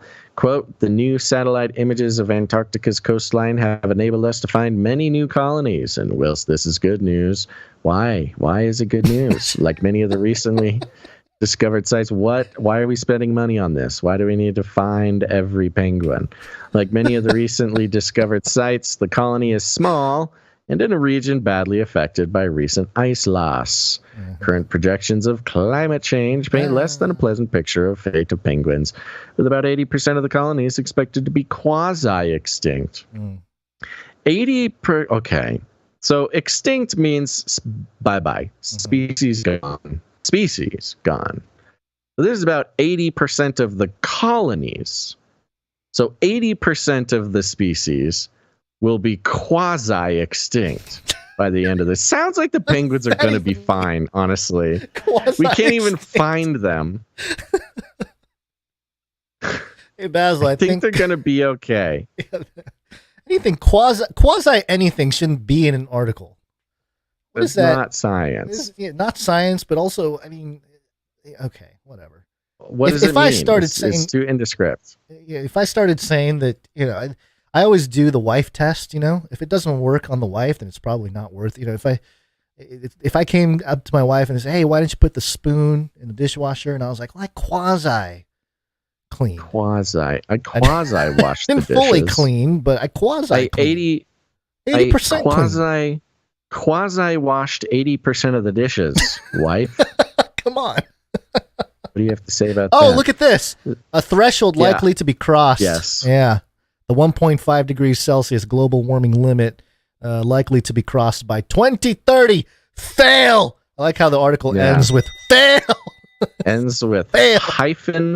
Fail 2030. So there's your 2030 agenda being propagated by the 66th penguin colony to be found, the 33rd to be found by the satellites. Agenda 2030 is on, folks. It's on ice, and baby. The penguins are in on it. People call us crazy for thinking that all messaging about Antarctica has to do with the New World Order. It is literally right there, folks. It's in black and white. And I don't mean the penguins or the penguin poop, which I'm now realizing is also in black and white when you see it from space. Is it? So there you go. That's it. Okay. Ready for bed? Yes. Yes, we're ready for bed. It's our I have nap more time, questions, folks. but I think we're... we have so many more questions. We could go on, but you have children who rely on you being at home, okay? Sure. You don't want to be an absent father because of your podcast. Out of all the reasons to be an absent father, I had to do my podcast is not a very cool reason. Is not a you wouldn't be the only one. All these Gen Zs or Gen Alphas now are going to be growing up, going to therapy, talking to Therapy Bot 9000, and they'll be like, why am I like this? And Therapy Robot 9000 will be like, well, tell me about your parents. And they go, well, my dad was a podcaster. And Robot Ding, ding, Therapy ding. 9000 would go, stop right there. We have the perfect gene therapy to cure your mind. It's a pandemic. It's a This is pandemic the of the podcasters. The pandemic of the absent podcasting fathers. All right. Okay. Well, with that, folks, thank you very much for tuning into this episode of Canary Cry News Talk. We hope you had fun. We hope you learned something, or not, or either of those. And if you're one of our hate listeners, I hope you got some good material. Please send us some links to your hit pieces. Actually, don't. I'd rather stumble across them myself. It's much more rewarding that way. But thank you to all the producers, our executive producers, executive producer Lotta, executive producer Kevin M., the Streak Master, and thank you to our artists. We also have other producers who help out on the back end, which is so important. We're so grateful, starting with our Clippies.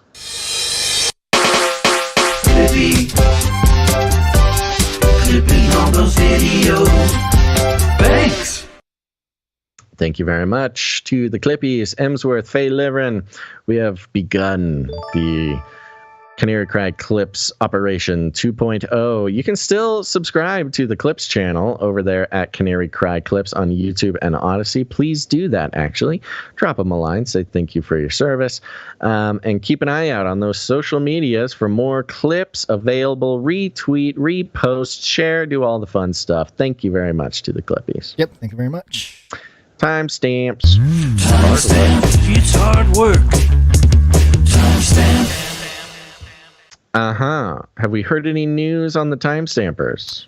I think there was a message. I don't know. I had to go back into the admin stuff. Okay, we got to go back. But there were some people responding to our call out list. Wonderful. Yeah. Okay. Well, so we've got, we're trying to refill the ranks of the timestampers. We had some candidates. We're still waiting to hear on the candidates. But thank you to Jade Bouncerson, probably, for doing the timestamps on Friday. Yeah. I think so. My page is not loading. I think we need to start a new document. It's getting pretty heavy on the doc. So the document has now become overbearing. Thank you to Jade B for doing the timestamps. Very important job. Maybe perhaps even more important than my job on this show. Social media gal. The social media consultant. Thanks so much. Social media. Follow us. Dame Miss G, the OV in the deep rivers, making sure the art gets up on the social media. We appreciate you very much, Dame Miss G. Thank you very much. CanaryCryMeetups.com. Canary Cry Meetup. Rough weekend. We forgot to update the meetups thing. Oh, yeah. And so we're working on it, okay? There's a meetup in Germany, February 4th. Details to come. Keep checking back at canarycrimeetups.com. If you're a person, if you're a human in a place on Earth or around Earth or below or above or wherever you are, it doesn't really matter. There's probably more Canarians around you than you realize, whether you're in the U.S. or in Antarctica. Go ahead, put on a meetup. It's super easy, it's low pressure. Don't let the need for a flyer get in your way. Don't let any of the details get in the way. Put on a meetup. Just let us know where you're going to be, what time. We'll tell the world, and you'll meet some people who listen to the show. And it's a very good, in this day and age, listening to the same podcast is a good predictor on having something in common with somebody. Yeah. You make some friends, get your apocalypse crew together, hold these meetups. Let us know. We'll see you at the meetup. This is fun! See you at the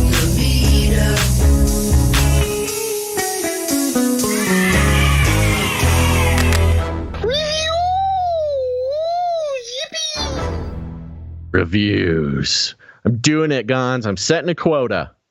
And I'm enforcing a quota. Oh, great. Okay, we're going to ramp up to it this week. 3 reviews. Three of them. 3 reviews anybody who leaves a review, now look, I love the people who update their reviews. I'm very grateful, very, very grateful. Thank you for that. Actually does help us.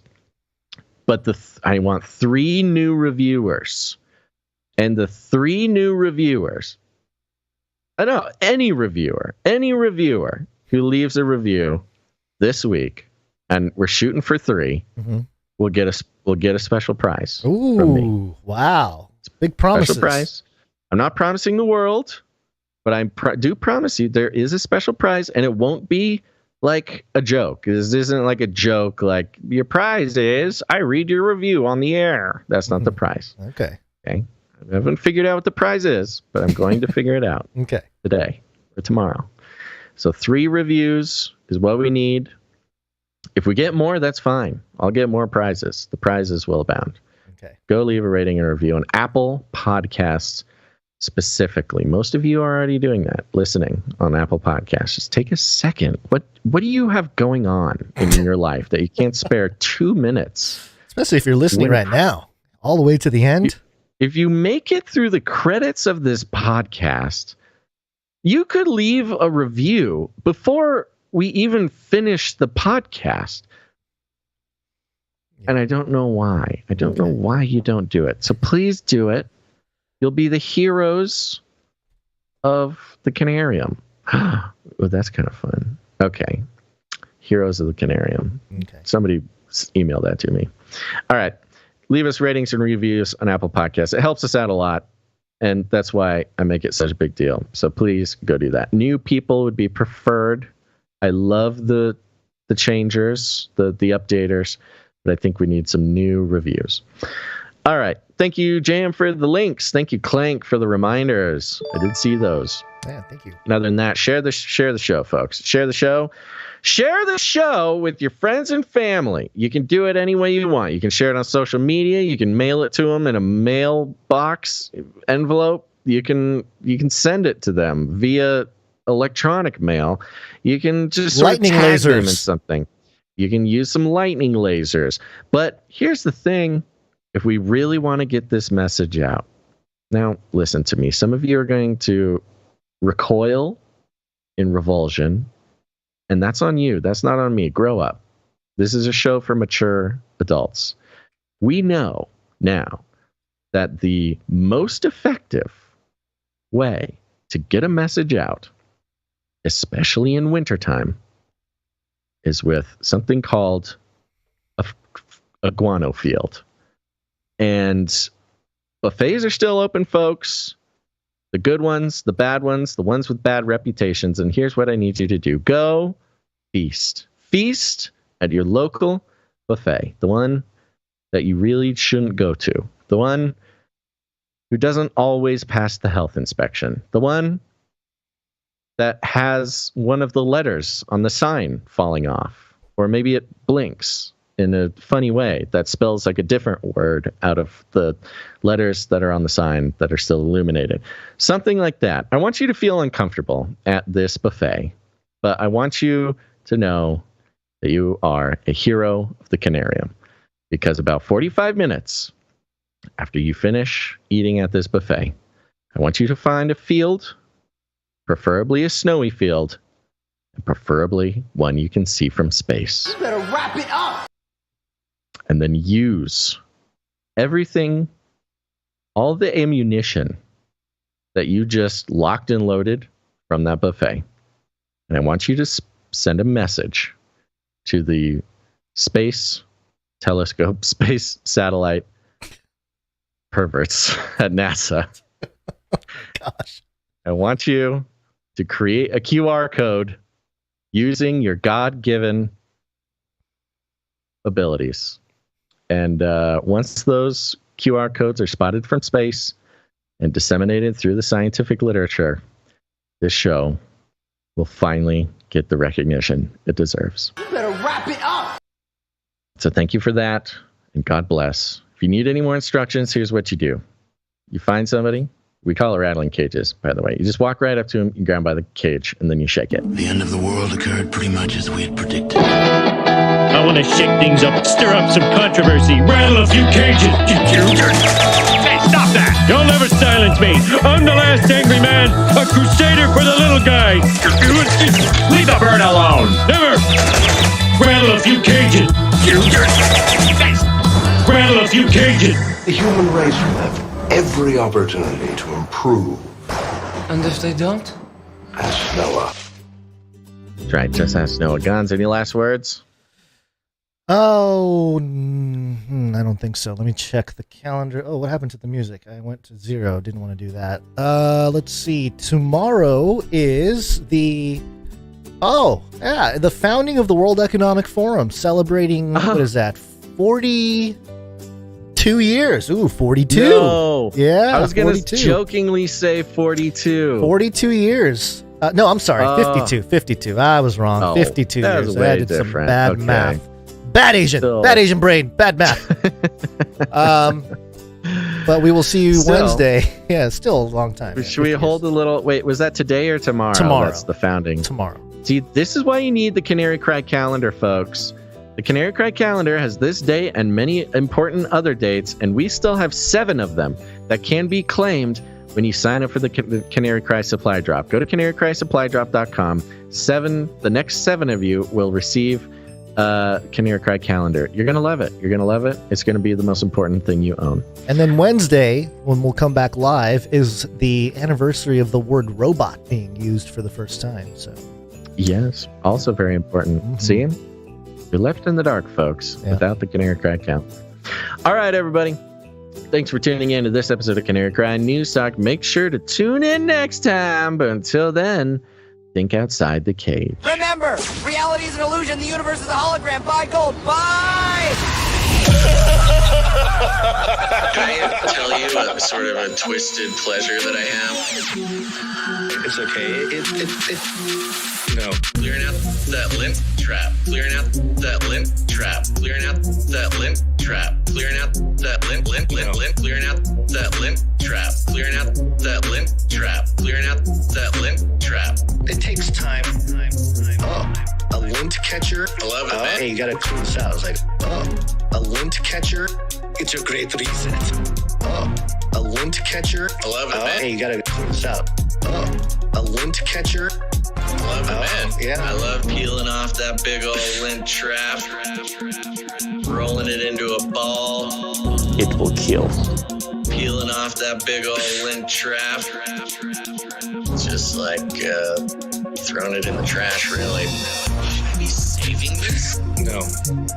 You could knit it into a scarf or something? No. Surely. It's very soft. No. This would make really good fire starter. You are a weird prepper. Hoarder. Like a weird guy, man. Weird prepper. Not normal, like a weird guy, man. Clearing out that lint trap. No. Clearing out that lint trap. Clearing out that lint trap. That lint trap. I know it's gross, folks. A lint catcher. I love it, man. Hey, you gotta clean this out. I was like, a lint catcher. It's a great reset. A lint catcher. I love it, man. Hey, you gotta clean this out. A lint catcher. I love that. I am constantly having to remind myself, wear a pink shirt for the show. Constantly having to remind myself, save the dryer lint, use it as fire starter, knit a scarf, save the dryer lint. Generative AI, like OpenAI's ChatGPT, could completely revamp how digital content is developed. Said Nina Sheck, advisor, speaker, and AI thought leader, told Yahoo Finance Live. Quote, I think we might reach 90% of online content generated by AI.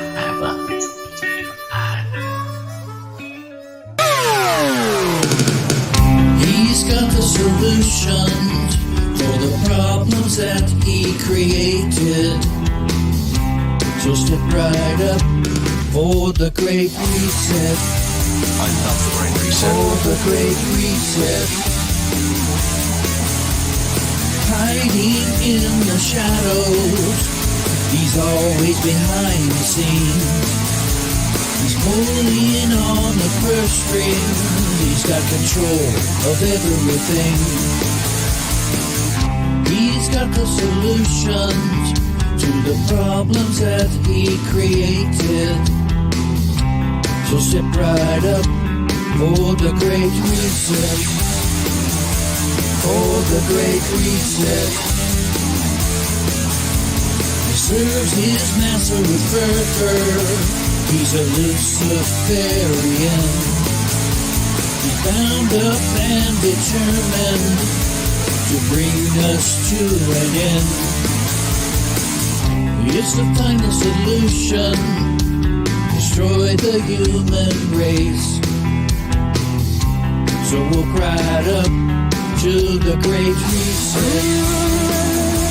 To the Great Reset.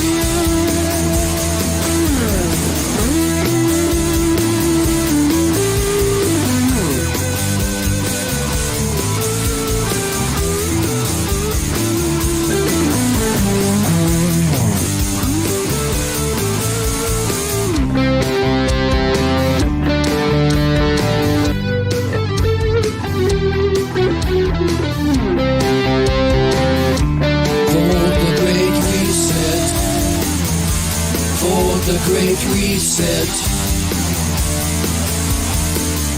There's only one way out through the door, but you'll need the code. 10, 5, 19, 21, 19. Or you can step right up for the Great Reset. For the Great Reset. For the Great Reset. For the Great Reset. I love the Great Reset. Goodbye, everybody. And that's the end. And everyone says, oh, that was fun. Bye-bye, bye-bye. I'm out of here. Bye. CanaryCryRadio.com/support.